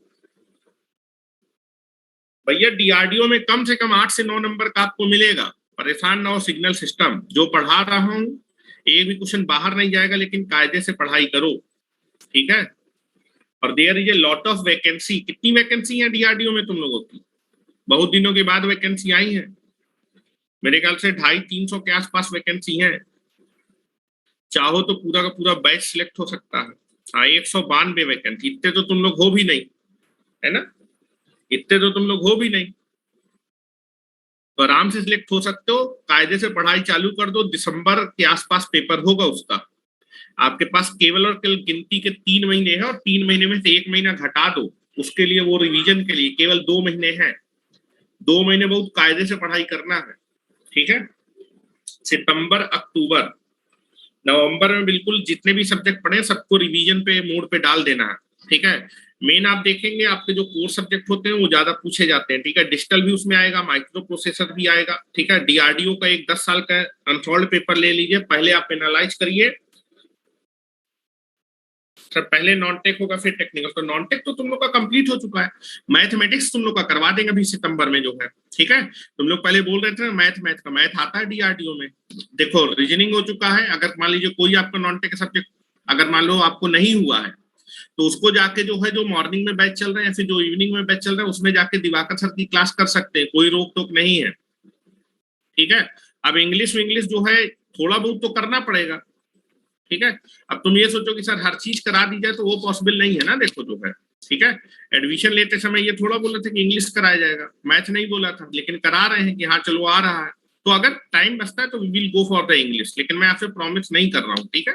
लेकिन अपनी तरफ से भी कुछ पढ़ना है, ठीक है। यूट्यूब में कई सारे वीडियो आते हैं, एक वीडियो स्टार्ट करिए किसी भी एक टीचर का, लेकिन उसको पूरा देखिए। ये नहीं कि आज इसका देख रहे हैं, परसों उसका देख रहे हैं, नरसों उसका देख रहे हैं। नॉन टेक में कोई दिक्कत नहीं है, ठीक है। नॉन टेक में कोई दिक्कत नहीं है तो टेक्निकल में भी तो दिक्कत है। अच्छा, नॉन टेक के पेपर के बाद कितने दिनों के बाद टेक्निकल है? उसी दिन है। नॉन टेक पास होने के बाद फिर टेक्निकल के लिए एलिजिबल होंगे, ऐसा कुछ है क्या? अच्छा, ठीक है। तो फिर जो है पढ़ाई करो, तुम लोग नॉन टेक बिल्कुल धुआंधार तरीके से पढ़ना चालू कर दो। अगर तुम्हें लगता है कि भाई जो है, क्योंकि देखो इतने दिनों बाद वैकेंसी आई है, अच्छी वैकेंसी है 192, ये देयर लॉट ऑफ वैकेंसी, आपको केवल एक सीट चाहिए, ठीक है। अगर आपको लगता है कि कोई जो है चीज आपकी नॉन टेक में अच्छी नहीं हो गई, तो किसी फर्जी कोचिंग को ज्वाइन करने हैं। इलाहाबाद में बहुत सारी नॉन टेक कोचिंग है, आपको लगता हो, लेकिन मुझे नहीं लगता कि दिवाकर सर से बेटर आपको नॉन टेक कोई पढ़ाएगा, ठीक है। रही बात इंग्लिश की, तो अगर आपको लगता है कि 10-15 दिन कहीं इंग्लिश की क्लास कर लें तो बेटर रहेगा जो है, ठीक है। तो अब देखो ये आपके ऊपर डिपेंड करता है कि आप कितने सीरियस हो वैकेंसी को लेकर, ठीक है। आप जो है ब्लेम नहीं करो, आपको अपना काम करना है, ठीक है। कहीं ना कहीं से आपको सोर्स का रिक्वायरमेंट है, ठीक है। आपको अपनी लाइफ को बनाने के लिए मेहनत करनी पड़ेगी, 2 से 3 महीने अच्छे से मेहनत। देखो नॉन टेक निकाले, क्योंकि अगर आप पेट का एग्जामिनेशन निकाल लिए तो पेट से टफ एग्जामिनेशन नहीं होगा उसका नॉन टेक का, ठीक है। क्योंकि मेनली डीआरडीओ में जो है साइंटिस्ट का जॉब होता है, और साइंटिस्ट के लिए उन्हें टेक्निकल स्किल भी आपका रिक्वायरमेंट है, तो नॉन टेक इतना टफ नहीं देगा। नॉन टेक पास आउट करना is not a big deal, ठीक है। टेक्निकल में जितना पढ़ाया जा रहा है उसको कायदे से पढ़ते रहे जो है, ठीक है। चलो नेक्स्ट क्वेश्चन की तरफ चलते हैं, क्वेश्चन नंबर 2।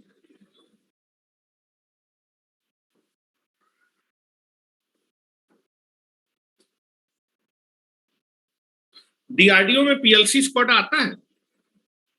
मेरे ख्याल से डीआरडीओ में नहीं आता पीएलसी स्क्वाड। डीआरडीओ में देखिए एक डिजिटल इलेक्ट्रॉनिक्स आएगा, दूसरा माइक्रो प्रोसेसर आएगा, ठीक है।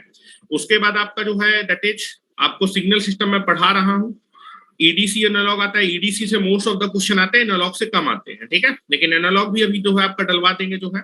पावर इलेक्ट्रॉनिक्स से 1-2 क्वेश्चन आ सकता है, वो मैंने डाल रखा है, केवल उतना ही रिक्वायरमेंट है आपके लिए जितना मैंने पढ़ा रखा है ऑनलाइन में, ठीक है।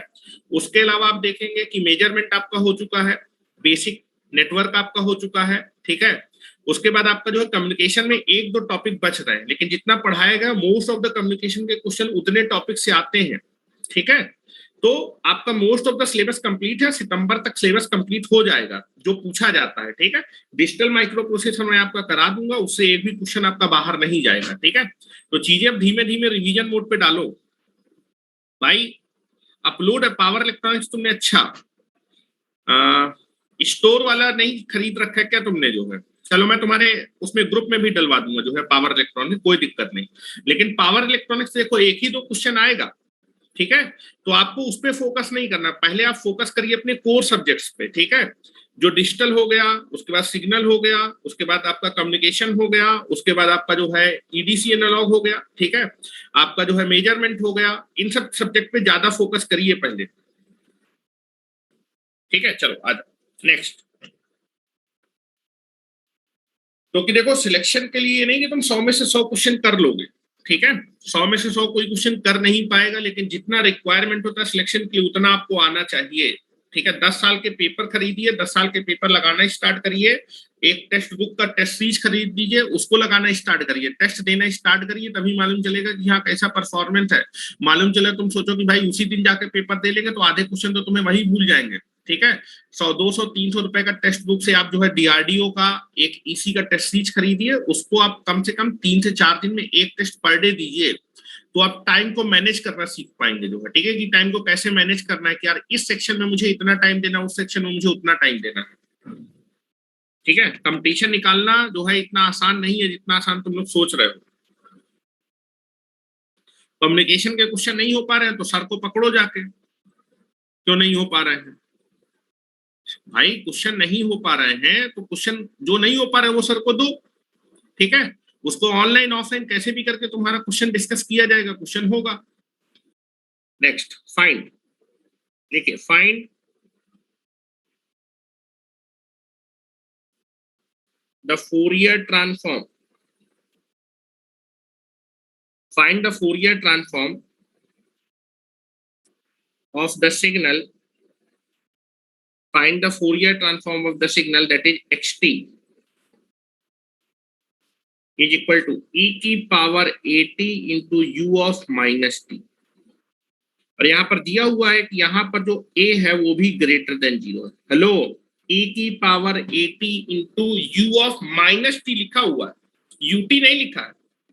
अगर ut लिखा होता तो राइट साइडेड सिग्नल है, इसका लाप्लास ट्रांसफॉर्म आपको मालूम होता, और अगर लाप्लास ट्रांसफॉर्म मालूम होता तो इसके फोरियर ट्रांसफॉर्म को निकालने के लिए हम s equal to J omega put कर देते। लेकिन ये सिग्नल राइट साइडेड नहीं है, एनर्जी सिग्नल है, लेकिन लेफ्ट साइडेड है, माइनस इनफाइनाइट से 0। इसका लाप्लास ट्रांसफॉर्म आपको नहीं मालूम है, और लाप्लास ट्रांसफॉर्म नहीं मालूम है तो इसके फोरियर ट्रांसफॉर्म को हम निकालेंगे। अब कैसे निकालेंगे, फार्मूले से निकालेंगे, कैसे निकालेंगे उसको समझने की कोशिश करेंगे।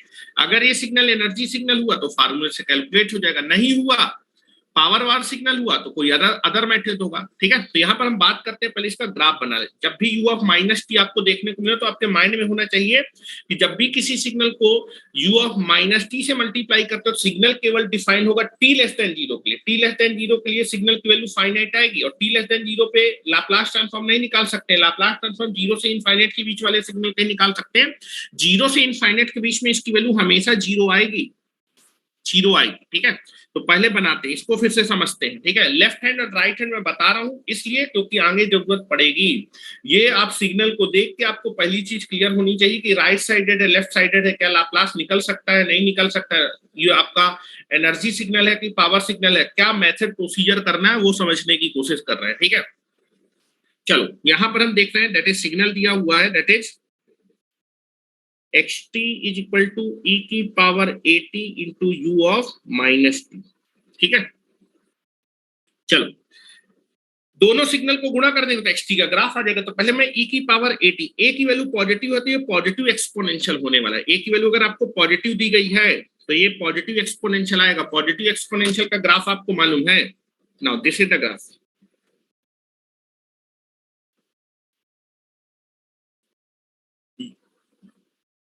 u of minus T left sided signal होता है। लेफ्ट साइडेड की पहचान होती है किसी टाइम इंस्टेंट के बाद सिग्नल हमेशा कैसा है, 0। e की पावर 80, e की पावर 80 पॉजिटिव एक्सपोनेंशियल है, ग्राफ कुछ ऐसा है। t इक्वल टू 0 पे सिग्नल की वैल्यू होगी 1, यहाँ पुट कर दीजिए, t इक्वल टू 0 पुट करिए यहाँ पर, तो e की पावर 0 हो जाएगा 1। e की पावर माइनस टी, इसका ग्राफ बनाने जाते हैं।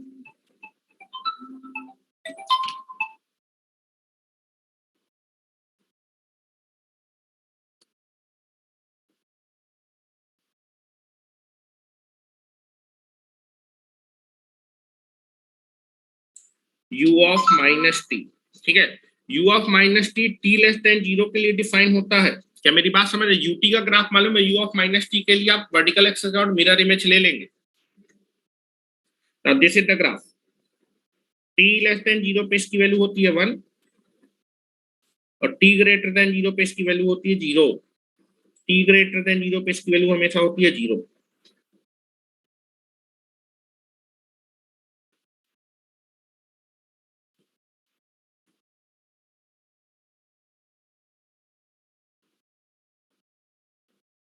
And this is t greater than 0 पे इसकी वैल्यू होगी हमेशा 0। ये आपका लेफ्ट साइडेड है। और अगर मैं इसको गुणा कर दूंगा तो आप देखेंगे कि t इक्वल टू 0 के बाद ये 0 है तो ये मल्टीप्लाई होने के बाद 0, ये हमेशा 0 होगा। केवल t लेस देन 0 के लिए सिग्नल डिफाइन होगा, t इक्वल टू 0 के बाद सिग्नल हमेशा 0 लेफ्ट हैंड। तो किसी भी सिग्नल को अगर u ऑफ माइनस टी से मल्टीप्लाई करेंगे तो सिग्नल हमेशा t लेस देन 0 के लिए फाइनाइट आएगा, क्योंकि t लेस देन 0 पे इसकी वैल्यू 1 होती है, ये वैल्यू फाइनाइट आएगी, ये प्रोडक्ट फाइनाइट आएगा। t ग्रेटर देन 0 होता है, ये पूरा सिग्नल 0 हो जाएगा। ठीक है, now this is left sided, ये आपका लेफ्ट साइडेड सिग्नल है, लेफ्ट साइडेड सिग्नल। ये सिग्नल कैसा है? लेफ्ट साइडेड सिग्नल है। चलो दोनों का प्रोडक्ट कर रहे हैं।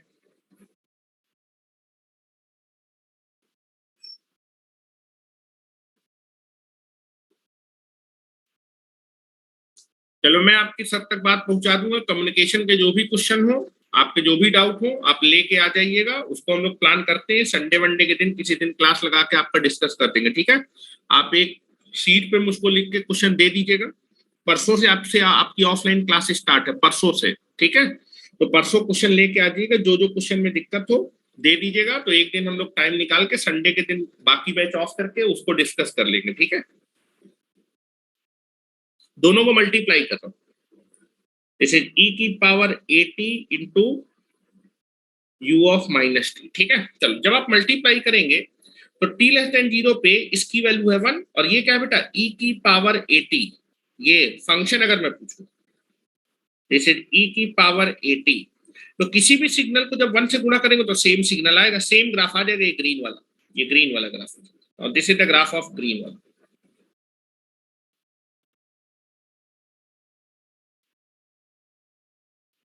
This is 1 for t less than 0। ठीक है, और t ग्रेटर देन 0 पे बेटा जब आप गुणा करेंगे तो ये e की पावर 80 है, ये 0 है। तो जब दोनों का गुणा हो जाएगा तो प्रोडक्ट भी आपका 0 हो जाएगा। This product becomes equal to 0।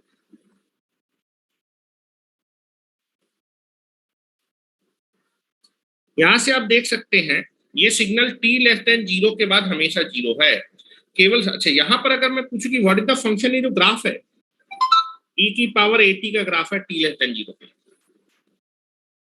देखिए यहां पर पहली चीज समझ में आई कि ये सिग्नल आपका कैसा है? लेफ्ट साइड, लेफ्ट पे ही केवल टी लेस देन 0 के लिए डिफाइन है। अगर आप अपने सिग्नल को टी लेस देन 0 के लिए डिफाइन करना चाहते हैं, केवल ये सिग्नल दोनों t ग्रेटर देन 0 और t ग्रेट लेस देन 0 दोनों के लिए डिफाइन था। लेकिन अगर आप केवल t लेस देन 0 के लिए डिफाइन करना चाहते हैं सिग्नल को, तो u ऑफ माइनस टी से गुणा करें। u ऑफ माइनस टी से गुणा होने के बाद सिग्नल केवल लेफ्ट साइड पे ही डिफाइन होगा, t लेस देन 0 के लिए। ये है लेफ्ट साइडेड सिग्नल।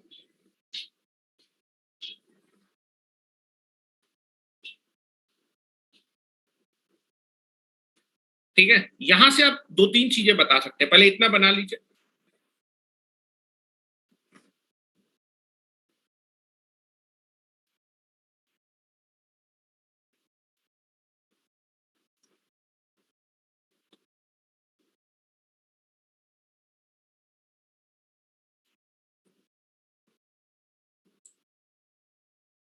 हो गया क्या?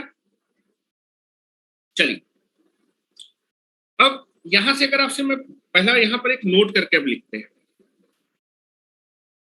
यदि किसी सिग्नल को आपको लेफ्ट साइडेड सिग्नल बनाना है, e की पावर माइनस 80 जो कि लेफ्ट भी पे था राइट में भी था, इसको मुझे केवल और केवल लेफ्ट साइडेड बनाना था, तो मैं इसको किससे गुना किया? u ऑफ माइनस टी के बाद सिग्नल केवल और केवल लेफ्ट साइड पे एग्जिस्ट करेगा, t लेस देन 0। तो यहां नोट करके पहला पॉइंट लिखेंगे, यदि किसी सिग्नल को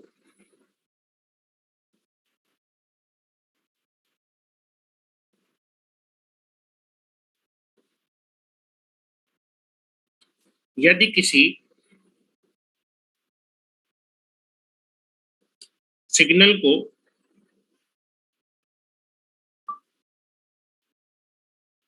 लेफ्ट साइडेड सिग्नल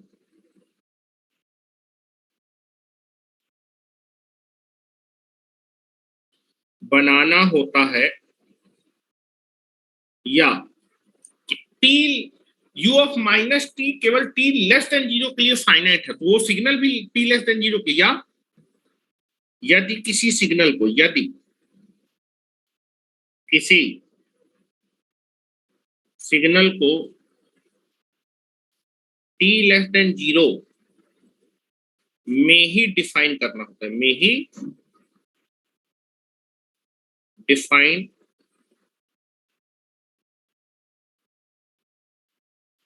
करना होता है, तो उस सिग्नल को, तो उस सिग्नल को u ऑफ माइनस टी से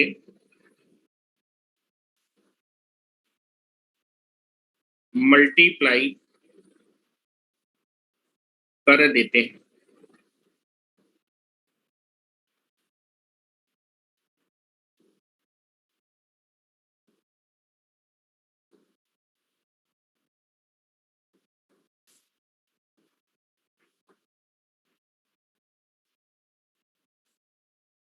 चलो अब जरा हम बात करते हैं कि सिग्नल है कैसा, e की power 80 into u of minus T कैसा सिग्नल है? क्या ये अपीरियोडिक है? ग्राफ देखिए, अपीरियोडिक है। दूसरा, बाउंडेड एरिया बाउंड करेगा, t less then minus infinite पे, हेलो ये वैल्यू कहां जा रही है? 0। क्या ये ग्राफ बंद है? क्या ग्राफ बंद है? क्या ग्राफ बंद है तो बाउंडेड एरिया बाउंड करेगा, ठीक है। तो ये एनर्जी सिग्नल होने वाला है, और सिग्नल अगर एनर्जी सिग्नल होगा, इसको अगर मैं माइनस इनफाइनाइट से प्लस इनफाइनाइट तक अगर मैं इसकी एब्सोल्यूट वैल्यू को, एब्सोल्यूट वैल्यू मतलब मॉड वैल्यू, इसकी मॉड का ग्राफ बनोगे, यही ग्राफ बनेगा। और इस ग्राफ को अगर मैं जो है माइनस इनफाइनाइट से प्लस इनफाइनाइट तक इंटीग्रेट करूं, एरिया निकालूं, तो area find, bounded area absolutely integrable. तो यहां मैं लिख रहा हूं, ये जो सिग्नल है, पहले तो आपने देखा सिग्नल कैसा है, आप पीरियोडिक, आप पीरियोडिक सिग्नल है, and bounds bounded area, bounds bounded area. Signal अगर आप पीरियोडिक है, बाउंडेड एरिया बाउंड करेगा, तो 100% कैसा होगा? एनर्जी सिग्नल होगा ये। और साथ ही साथ सिग्नल अगर एनर्जी सिग्नल होगा तो एब्सोल्युटली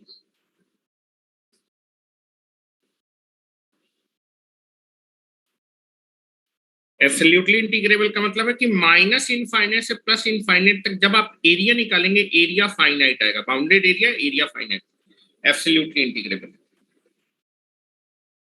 अगर सिग्नल एनर्जी सिग्नल हुआ तो आप क्या कर सकते हैं? फार्मूला यूज कर सकते हैं इसके फोरियर ट्रांसफॉर्म, इसको बेटा मैं क्वेश्चन में xt से रिप्रेजेंट कर रहा हूं। फार्मूला यूज कर सकते हैं इसके फोरियर ट्रांसफॉर्म को निकालने के लिए। अच्छा, इसकी डिफिनीशन बताइए कि किस रेंज, टाइम की किस रेंज के लिए, टाइम की किस रेंज के लिए सिग्नल की वैल्यू कितनी होगी? आपके पास ग्राफ है, ग्राफ है। अगर मैं बात करूंगा t लेस देन 0 पे इसकी वैल्यू होती है 1, तो सिग्नल का मैथमेटिकल फंक्शन कितना है? e की power minus t less than 0 पे जो xt है उसका ग्राफ है, किसके ग्राफ को रिप्रेजेंट कर रहा है? e की पावर 80 के ग्राफ को। t less than 0, t less than 0 पे अगर आपसे पूछा जाए कि सिग्नल की सिग्नल किस मैथमेटिकल फंक्शन को रिप्रेजेंट करेगा? e की पावर 80। और बेटा t greater than or equal to 0 पे, t greater than or equal to 0 पे what is the value of xt? ये 0 हो जाएगा, तो पूरा पूरा फंक्शन है, फिर xt क्या हो जाएगा? 0। ग्राफ से देख के दिख रहा होगा, t greater than or equal to 0 पे 0 है, t लेस देन 0 पे e की पावर 80 का फंक्शन है। ये मैथमेटिकल डेफिनेशन ग्राफ से लिखिए, डेफिनेशन से ग्राफ भी बना सकते हैं।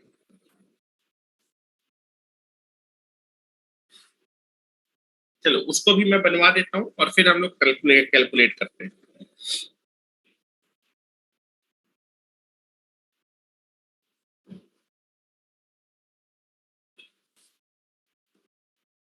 क्या मेरी बात समझ रहे हैं?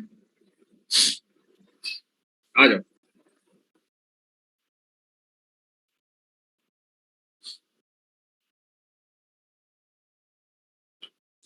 यहां पर बात करते हैं, आपको फंक्शन दिया था, और आप ग्राफ से देख के बता सकते हो यार माइनस इनफाइनाइट से प्लस इनफाइनाइट सिग्नल हमेशा एक समान नहीं है। इंटीग्रेशन से जब निकालेंगे क्योंकि एनर्जी सिग्नल है फोरियर ट्रांसफॉर्म को, तो आपको सिग्नल या फिर इंटीग्रेशन को ब्रेक करना पड़ेगा। टी लेस देन 0 पे सिग्नल की वैल्यू अलग है, t greater than or equal to 0 पे सिग्नल की वैल्यू अलग है।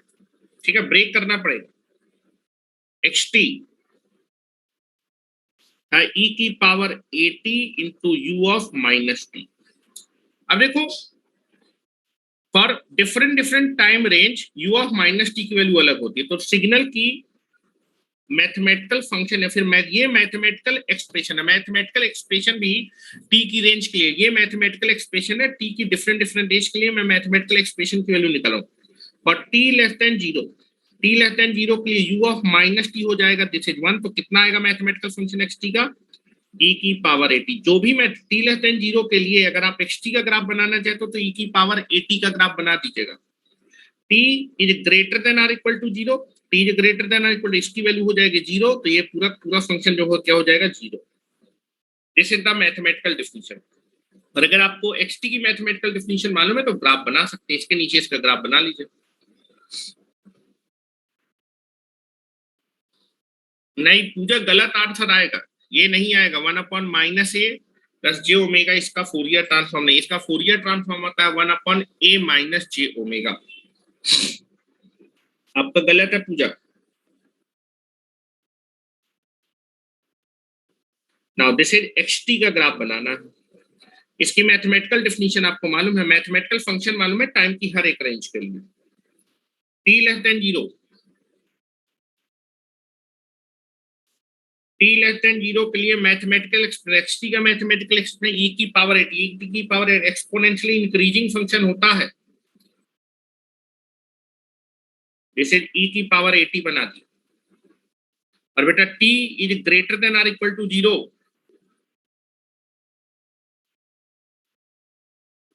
t is greater than 0, x t value कितनी है 0, तो 0 का ग्राफ बना देना है।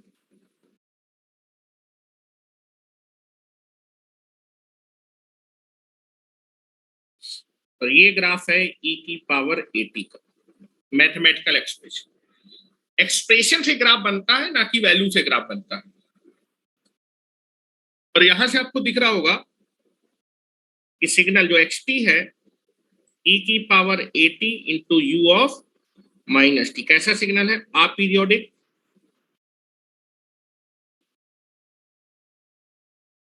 एंड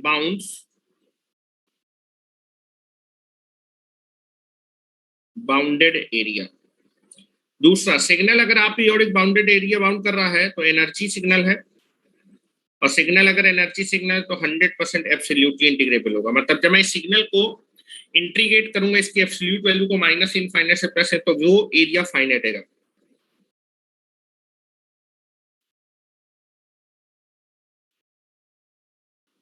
ठीक है चलो, अगर सिग्नल एनर्जी सिग्नल तो फार्मूला लगाने जा रहा हूं। Now I can be go for the formula. अच्छा ये बताओ क्या सब्स्टिट्यूशन कर सकते हैं क्या यहाँ पर? इसका लाप्लास ही नहीं मालूम तो तुम रखोगे कहाँ s equal to J omega. Energy signal होता लाप्लास मालूम होता पुट कर देता, लेकिन लाप्लास ही नहीं मालूम, लेफ्ट साइडेड सिग्नल है, लेफ्ट साइडेड। लाप्लास निकालोगे यूनिलेटरल 0 आएगा क्योंकि 0 से लेकर इनफाइनाइट तक 0 है, 0 का लाप्लास 0 होता है। चलो आपके पास सिग्नल एक्सटी है, इसका आपको फोरियर ट्रांसफॉर्म निकालना। क्या निकाला? Fourier transform. You want to calculate the Fourier transform of x t को रिप्रेजेंट कर capital x of omega, omega का फंक्शन होता है। ठीक है, that is nothing but equal to, इसको निकालने के लिए आप एक इंटीग्रेशन निकालेंगे, इंटीग्रेशन फ्रॉम माइनस इनफाइनाइट से plus infinite, that is x t into e की power minus j omega t into d t. X t value आपको दी है, what is the x t? E की power 80 into u of minus t. बस value put करिए, x t की value रखिए यहाँ पर। एक्स टी की वैल्यू रखने के बाद आप अपने सिग्नल के फोरियर ट्रांसफॉर्म को निकाल लें।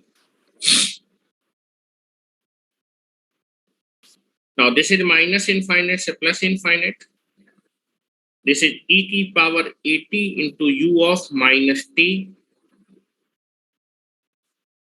इंटू e की power minus j omega t into d t. ठीक है, चलो दोनों का गुणा कर देते हैं, गुणा कर देते हैं। माइनस इनफाइनाइट से प्लस इनफाइनाइट e की पावर ए टी इंटू ई की power minus j omega t into u of minus t into d T. क्योंकि दोनों का बेस सेम है तो पावर ऐड हो जाएगी, तो माइनस इनफाइनाइट से प्लस इनफाइनाइट ई की पावर, और बेटा टी भी कॉमन है तो a minus j omega into t into u of minus t into d t. चलो अब देखो बेटा, इस फंक्शन की वैल्यू निकालनी है किस रेंज पे कितनी आएगी। तो you of minus T for negative time के लिए माइनस इनफाइनाइट से जीरो, निगेटिव टाइम के लिए इसकी वैल्यू होती है 1, और पॉजिटिव टाइम मतलब जीरो से इनफाइनाइट के बीच में वैल्यू होती है 0। तो बेटा निगेटिव टाइम के लिए इस फंक्शन की वैल्यू अलग आएगी और पॉजिटिव टाइम के लिए वैल्यू अलग आएगी, तो ब्रेक करना पड़ेगा, तो ब्रेक करते हैं। इस इंटीग्रेशन की वैल्यू पूरी पूरी टाइम रेंज के लिए एक नहीं है, अलग अलग आएगी। तो कि u of minus T minus infinite से जीरो तक ब्रेक करेंगे,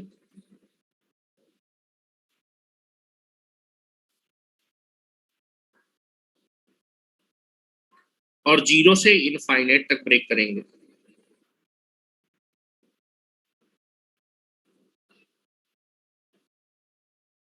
और आपको मालूम है कि दैट इज माइनस इनफाइनाइट से जीरो तक for negative time u of minus T होता है 1। ग्राफ बनवाया हूं, और बेटा जीरो से लेके for t greater than zero, zero से t greater than zero u of minus t कितना होता है 0। ये जीरो है तो ये पूरा जीरो हो जाएगा। दिस इज माइनस इनफाइनाइट से जीरो e की power a minus j omega t into d T plus zero. अब देखो टाइम के एस्पेक्ट में कर रहे हैं इंटीग्रेशन, आप किसके एस्पेक्ट में टाइम, तो बेटा ए बी कॉन्स्टेंट ओमेगा, कल टी वेरिएबल है तो ये पूरा कैपिटल ए की तरह यूज होगा। e की पावर 80 का होता है e की पावर 80 डिवाइडेड बाई a, तो this is nothing but equal to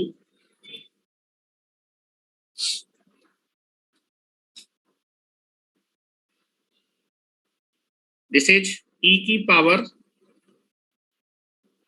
80 divided by a। Limit लगा देंगे माइनस इनफाइनाइट से जीरो। अब देखो टाइम की लिमिट है तो टाइम वेरिएबल है, टाइम वाला चीज बाहर, बाकी सब कांस्टेंट है, ए और ओमेगा तो कांस्टेंट है, बाहर आ जाएगा। Now this is 1 upon a minus j omega, e की power a minus j omega into t minus infinite से zero, 1 upon a minus j omega. Limit लगा देंगे बेटा, पहले अपर लिमिट रखेंगे और फिर उसके बाद लोअर लिमिट रखेंगे। नाउ दिस इज e की power a minus j omega into zero minus e की power a minus j omega into minus infinite. अरे मतलब किसी भी नंबर को जब मैं माइनस इनफाइनाइट से मल्टीप्लाई करूंगा तो माइनस इनफाइनाइट ही आएगा ना, या फिर आप माइनस को बाहर ले लो यहाँ पर, और इनफाइनाइट से मल्टीप्लाई तो इनफाइनाइट और बाहर माइनस लगेगा, तो this is nothing but equal to a upon 1 upon a minus j omega e की power 0 and this is e की पावर माइनस इनफाइनाइट। ये किसको नहीं समझ में आया कि e की पावर से माइनस इनफाइनाइट कैसे हो गया। किसी भी नंबर को जब आप इनफाइनाइट से मल्टीप्लाई तो इनफाइनाइट आता है, तो किसी भी नंबर को माइनस इनफाइनाइट से तो माइनस इनफाइनाइट निगेटिव नंबर ही आएगा ना, निगेटिव नंबर से मल्टीप्लाई तो निगेटिव नंबर आएगा, या फिर इस माइनस को तुम बाहर ले लो और इनफाइनाइट से करोगे तो इनफाइनाइट और माइनस लगेगा। ठीक है, और e की पावर माइनस इनफाइनाइट कितना होता है 0, e की पावर 0 कितना होता है 1। तो this is nothing but equal to 1 upon a minus j omega and this is 1 minus 0, और 1 माइनस 0 होता है 1। So this is 1 upon a minus j omega. This is the Fourier transform of xt, जिसको हम capital x of omega से, और इस question में xt कितना है, जब xt की वैल्यू आपने यहाँ पर फोरियर ट्रांसफॉर्म में e की power 80 into u of minus T रखी है, तो उसका जो फोरियर ट्रांसफॉर्म है ये आया, ये फार्मूला स्टैंडर्ड क्वेश्चन है, याद रखें, स्टैंडर्ड रिलेशन है, याद रखना। क्या लिख रहा हूं नीचे, नोट करके लिखेंगे, नोट करके। जैसे लाप्लास में कुछ स्टैंडर्ड फार्मूले थे वैसे यहां भी स्टैंडर्ड फार्मूले। अगर xt इज इक्वल टू दिया हुआ है e की power at into u of minus T, xt का फोरियर, xt के फोरियर ट्रांसफॉर्म को हम कैपिटल एक्स ऑफ ओमेगा से रिप्रेजेंट करेंगे। और बेटा अगर xt की power at into u of minus, उसका फोरियर ट्रांसफॉर्म होगा that is 1 upon a minus j। This is the important part.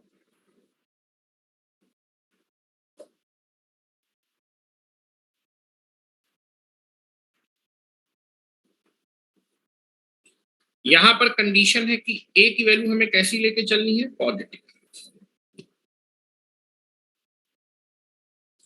अब दोनों फोरियर ट्रांसफॉर्म से एक रिजल्ट आपको देखने को मिल रहा होगा। फोरियर ट्रांसफॉर्म जनरली, हेलो, किसी भी सिग्नल का जो फोरियर ट्रांसफॉर्म होता है, फोरियर ट्रांसफॉर्म किसी भी सिग्नल का कैसी क्वांटिटी है, ये रियल क्वांटिटी है कि इमेजिनरी क्वांटिटी है कि कॉम्प्लेक्स क्वांटिटी है।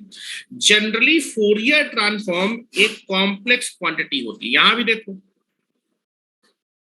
जनरली जब आप किसी भी सिग्नल का फोरियर ट्रांसफॉर्म निकालेंगे, फोरियर ट्रांसफॉर्म कहां निकाला था मैंने, यहाँ किसी भी सिग्नल का जब आप फोरियर ट्रांसफॉर्म निकालेंगे तो फोरियर ट्रांसफॉर्म कैसी क्वांटिटी आएगी, जनरली कॉम्प्लेक्स।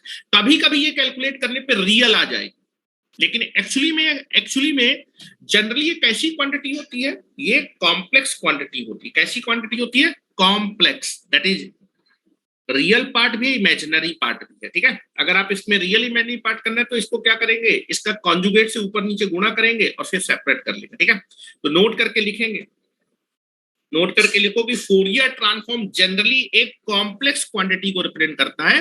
कई बार कैलकुलेट करने पर रियल आ जाएगा। रियल आने का मतलब ये नहीं है वो रियल क्वांटिटी है, जनरली वो कॉम्प्लेक्स क्वांटिटी है, वहां पर उसका इमेजिनरी पार्ट उस समय 0 हो गया। नोट करके लिखें, in general,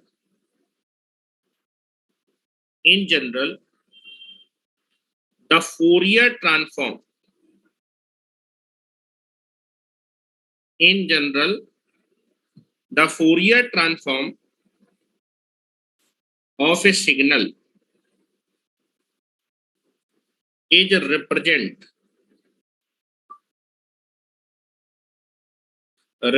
a complex quantity। कैसी क्वांटिटी है, जनरली ये कॉम्प्लेक्स क्वांटिटी है। थोड़ा नीचे कर दीजिए, कर दे रहा है, पहले इस स्टेटमेंट को लिखो फिर नीचे भी कर दे रहा है, परेशान नहीं।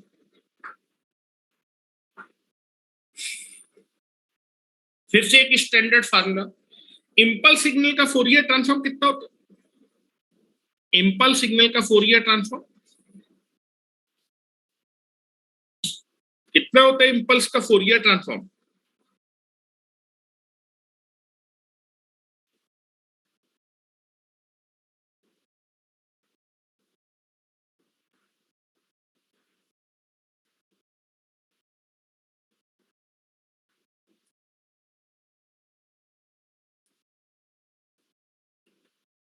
चलो, किसी ने नहीं बताया इंपल्स का फोरियर ट्रांसफॉर्म। पूरा तुम लोग कम्युनिकेशन पढ़ लिए हो, 1 होता है, राज रानी बता रही है।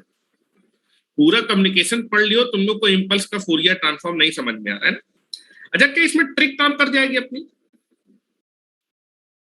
बिल्कुल काम कर जाएगी, बता रहा हूं, लेकिन निकाल के देखेंगे। ठीक है, चलो। हाँ भाई, जिसने ऊपर नहीं लिखा था इसको लिखो जरा, जिसका छूट गया था, लो करो, मैं 2 मिनट में आए।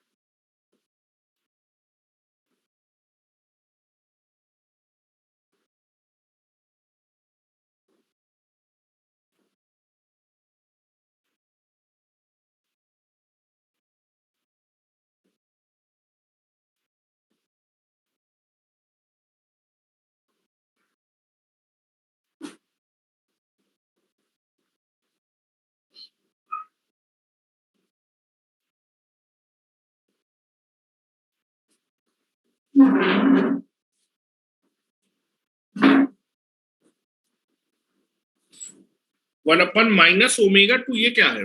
ओमेगा स्क्वायर होगा। गोविंद सुधर जाओ। One upon minus omega square होगा।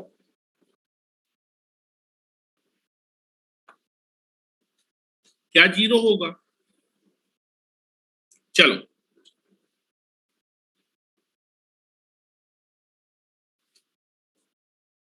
यहां आ जाइए, नेक्स्ट क्वेश्चन लिखे, इंपॉर्टेंट क्वेश्चन है।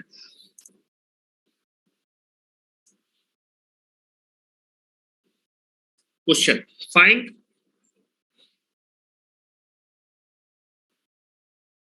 The Fourier transform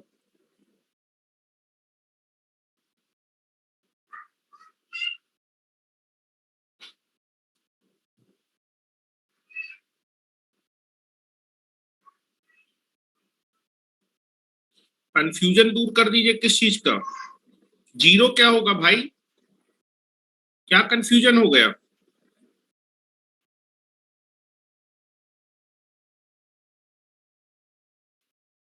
Fourier transform impulse का, अभी उसी को तो डिस्कस कर रहे हैं। क्वेश्चन लिखो ना, इंपल्स के बारे में चल रहा है। Find the Fourier transform, Fourier transform की वैल्यू, इंपल्स का फोरियर ट्रांसफॉर्म वन होगा, उसको डिस्कस कर रहे हैं, परेशान नहीं हो, वही डिस्कस कर, वही क्वेश्चन लिख रहा हूं मैं, उसको मैं डिस्कस कर रहा हूं। Find the Fourier transform of the signal xt is equal to delta t. ठीक है, xt is equal to delta T.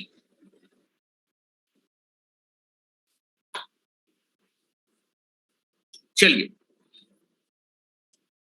चलो पहले इसका ग्राफ बनाते हैं। क्या ये सिग्नल आपका अपीरियोडिक और बाउंडेड एरिया बाउंड करता है? ये बताओ, इंपल्स सिग्नल माइनस इनफाइनाइट से प्लस इनफाइनाइट तक कितना एरिया बाउंड करता है? वन बाउंड करता है। अगर मैं इसको इंट्रीग्रेट करूं, माइनस मतलब बाउंडेड एरिया बाउंड करेगा ना। अगर आप एरिया निकाले सिग्नल का, टोटल माइनस इनफाइनाइट प्लस है, अगर वो एरिया फाइनाइट है तो बाउंडेड एरिया बाउंड करेगा। चलो इधर आओ, इसका फोरियर ट्रांसफॉर्म निकालना। तो पहले इसका ग्राफ बनाते हैं। इंपल्स की लोकेशन है ओरिजिन पे और स्ट्रेंथ है वन, तो ओरिजिन पे एक यूनिट का एरिया बाउंड करेगा ये।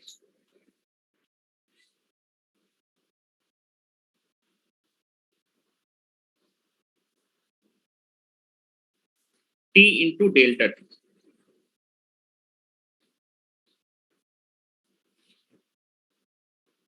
लोकेशन है ओरिजिन पे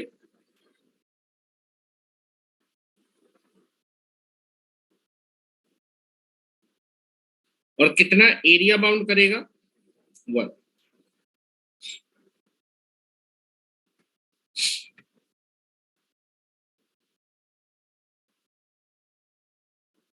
ये आपका ग्राफ है।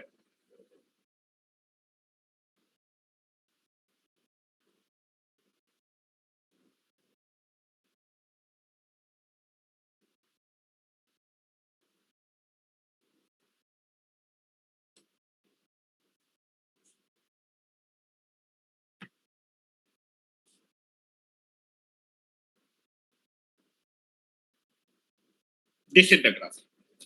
This is t equal to zero पे ये कितना एरिया बाउंड कर रहा है? That is one unit. मैंने गोला लगाया, ये एरिया लिखा हुआ है। और टी लेस देन जीरो पे और किसी भी फाइनाइट, जब आपकी टी की वैल्यू जीरो नहीं होगी तब सिग्नल की वैल्यू हमेशा कितनी होगी? जीरो।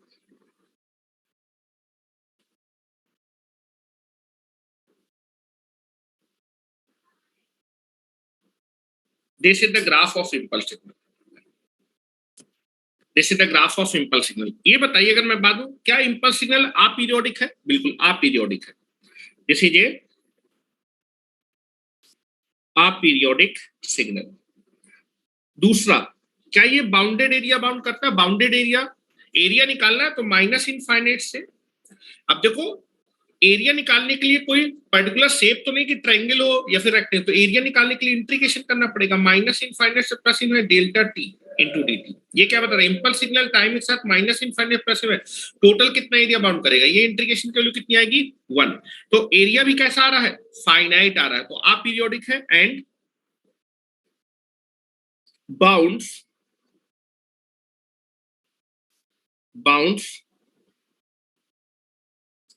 Bounded area. ठीक है। अच्छा ये बताओ, क्या ये एब्सोल्युटली इंटीग्रेबल भी है? बिल्कुल एब्सोल्युटली। इसकी एब्सोल्यूट वैल्यू मतलब इसकी मॉड वैल्यू का ग्राफ यही आएगा। ग्राफ ये दिया हुआ, अगर मैं इस ग्राफ को इंटीग्रेट करूं माइनस इनफाइनाइट से प्लस इनफाइनाइट, तो आप देखेंगे माइनस इनफाइनाइट से जीरो तक, जीरो जीरो माइनस से जीरो प्लस तक 1 यूनिट, और जीरो से लेके दैट इज इनफाइनाइट तक that is again zero will be there. तो total absolutely integrable, this is the absolutely integrable signal.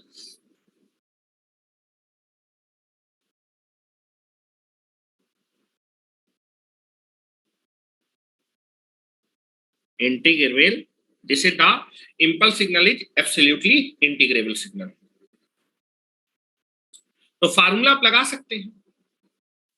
अगर आपका सिग्नल कैसा है, आप पीरियोडिक और बाउंडेड एरिया बाउंड कर रहा है, तो फोरियर ट्रांसफॉर्म का जो फार्मूला था वो किस किस सिग्नल के लिए वैलिड था? That is nothing but signal कैसा होना चाहिए? देखो लिखा था, कहां गया? अगर सिग्नल आप पीरियोडिक और बाउंडेड एरिया बाउंड कर रहा है तो आप इस फार्मूले को लगा सकते हैं। अगर आपका गिवन सिग्नल आप पीरियोडिक और बाउंडेड एरिया बाउंड कर रहा है तो you can be apply the formula. चलो फार्मूला अप्लाई कर रहे हैं।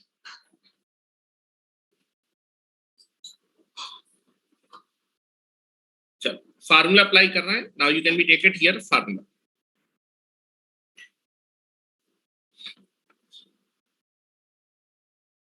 Fourier transform of the signal xt is nothing but represented by capital X of omega, and that is equal to nothing but एक integration के बराबर, integration from minus infinite से plus infinite xt into e की power minus j omega t into dt।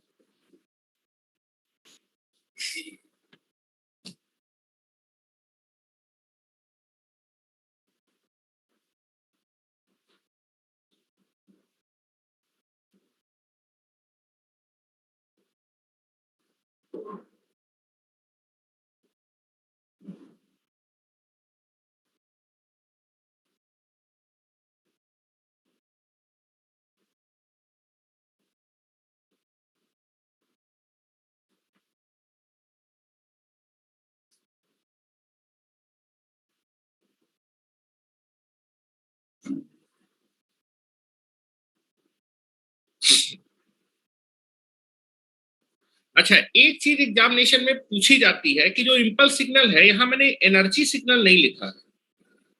Impulse signal कैसा signal होता है? Energy signal होता है कि पावर सिग्नल होता है? ये एग्जामिनेशन में पूछा जाता है। बताएं जरा कैसा सिग्नल होता है?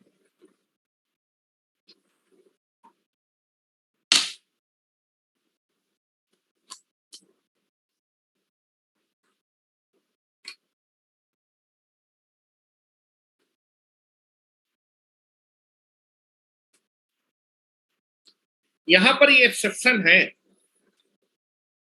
इंपल्स सिग्नल ना तो एनर्जी सिग्नल है ना ही ये पावर सिग्नल है।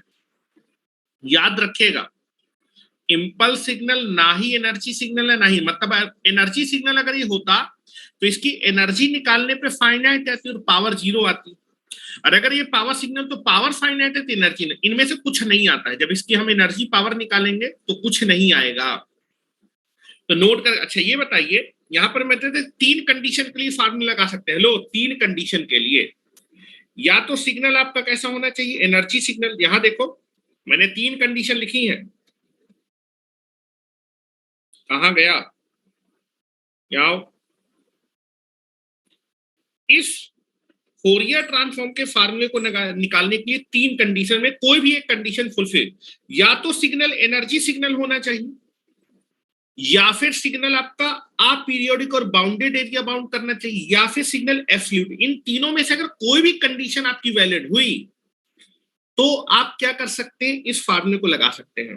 इंपल्स के केस में ये कंडीशन भी ट्रू है, ये कंडीशन भी ट्रू है, लेकिन ये कंडीशन ट्रू नहीं। तीनों में से कोई भी एक कंडीशन ट्रू हो जाए तो you can B use the formula. ये फार्मूला केवल वैलिड है आप पीरियोडिक और बाउंडेड एरिया, या फिर एब्सोल्युटली इंटीग्रेबल सिग्नल होना चाहिए, या फिर सिग्नल एनर्जी सिग्नल होना चाहिए। ठीक है, यहाँ पर नोट करके लिख लीजिए, ये एग्जामिनेशन का बहुत पेट क्वेश्चन है, यहाँ पर नोट लगा लीजिए कहीं पर।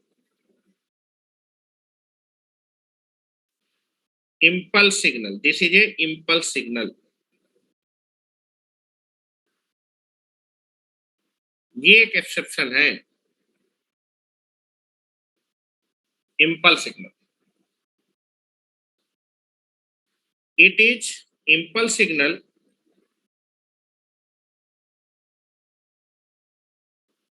इज नाइदर एनर्जी सिग्नल, ना ही ये एनर्जी सिग्नल है, नॉर पावर सिग्नल। लेकिन मैं ये फार्मूला क्यों लगा रहा हूं फोरियर ट्रांसफॉर्म का, क्योंकि ये दोनों कंडीशन ये सेटिस्फाई कर रहा है, याद रखिएगा।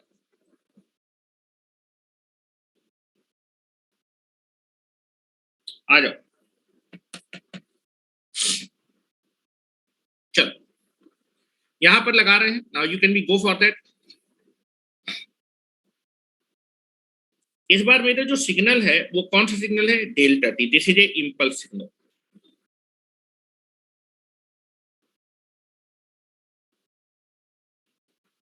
इम्पल्स सिग्नल,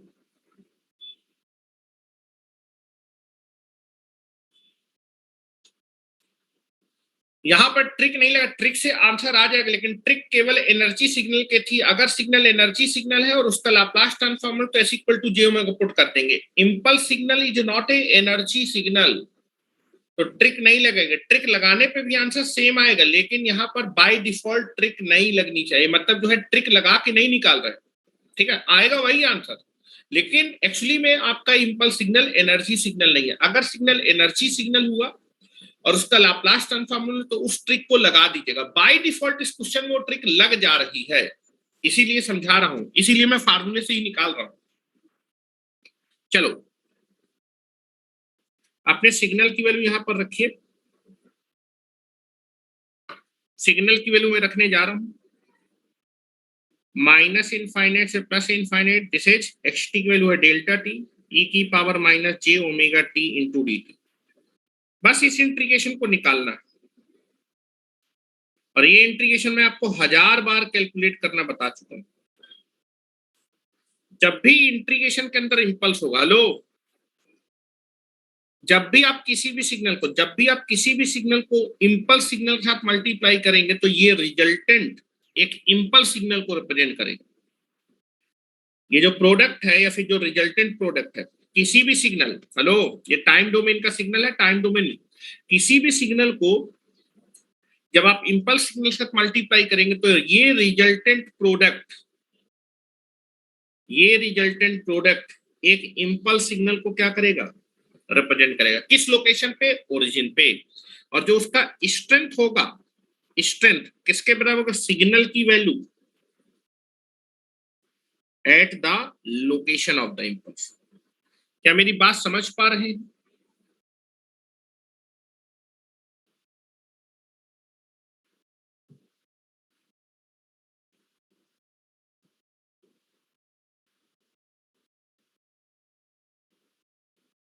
क्या मेरी बात समझ पा रहे हैं? चलो आ जाओ, अब यहाँ पर जो है t इक्वल टू 0 रखते हैं और अपने सिग्नल की वैल्यू निकालते हैं लोकेशन पे। माइनस इनफाइनाइट से plus infinite, this is e की power minus j omega into 0 into delta t. Now this is minus infinite से plus infinite, this is e की power 0 into delta t into d T.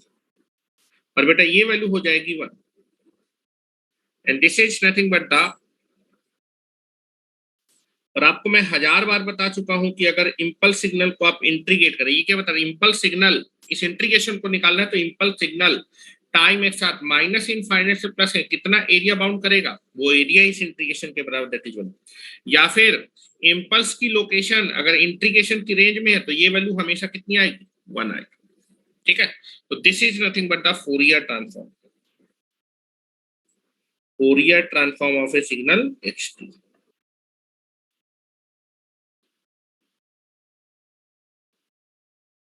Impulse signal का Fourier transform होता है, note कर लीजिए।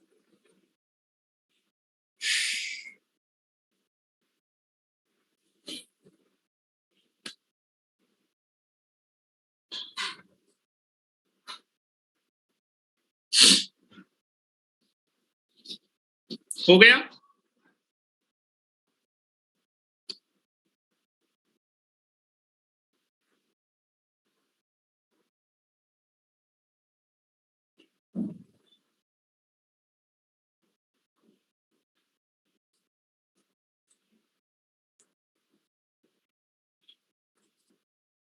चलिए, मेरे ख्याल से हो गया होगा। राज रानी क्लियर है? अब डाउट क्लियर हो गए ना?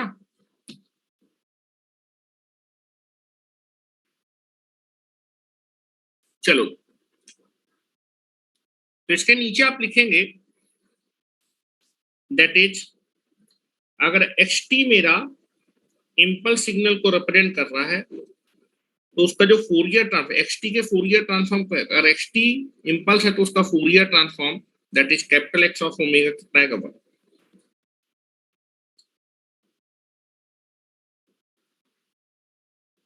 अब नोट करके तीन स्टैंडर्ड फार्मूले लिखिएगा, याद रखिएगा, ये तीनों फार्मूले मुझे याद होने चाहिए क्योंकि इनकी जरूरत पड़ेगी। पहला, e की power minus a t into u T, इसका फोरियर ट्रांसफॉर्म स्टैंडर्ड है, कितना होता है? 1/a plus j omega. दूसरा, e की power A t into u of minus T, इसका फोरियर ट्रांसफॉर्म होता है 1/a माइनस जे ओमेगा। और तीसरा होता है बेटा कि इम्पल्स सिग्नल का जो फोरियर ट्रांसफॉर्म होता है वो कितना होता है?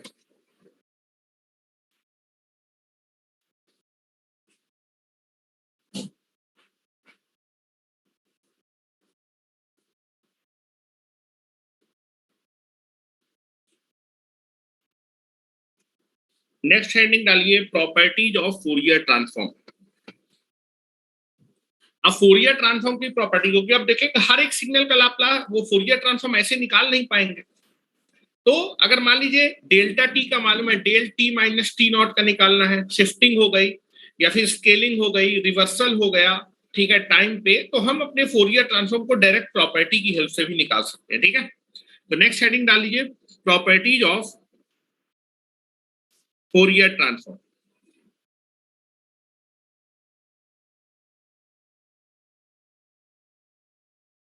Properties of Fourier,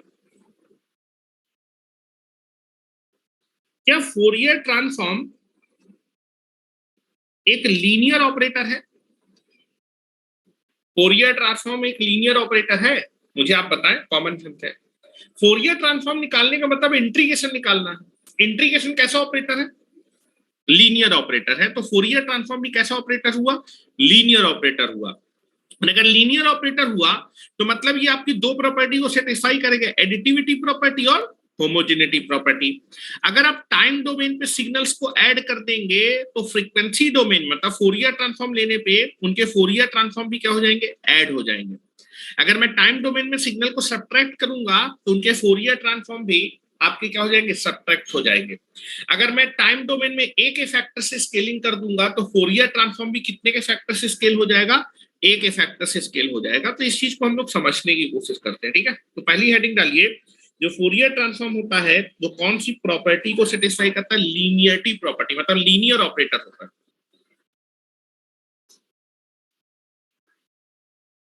linearity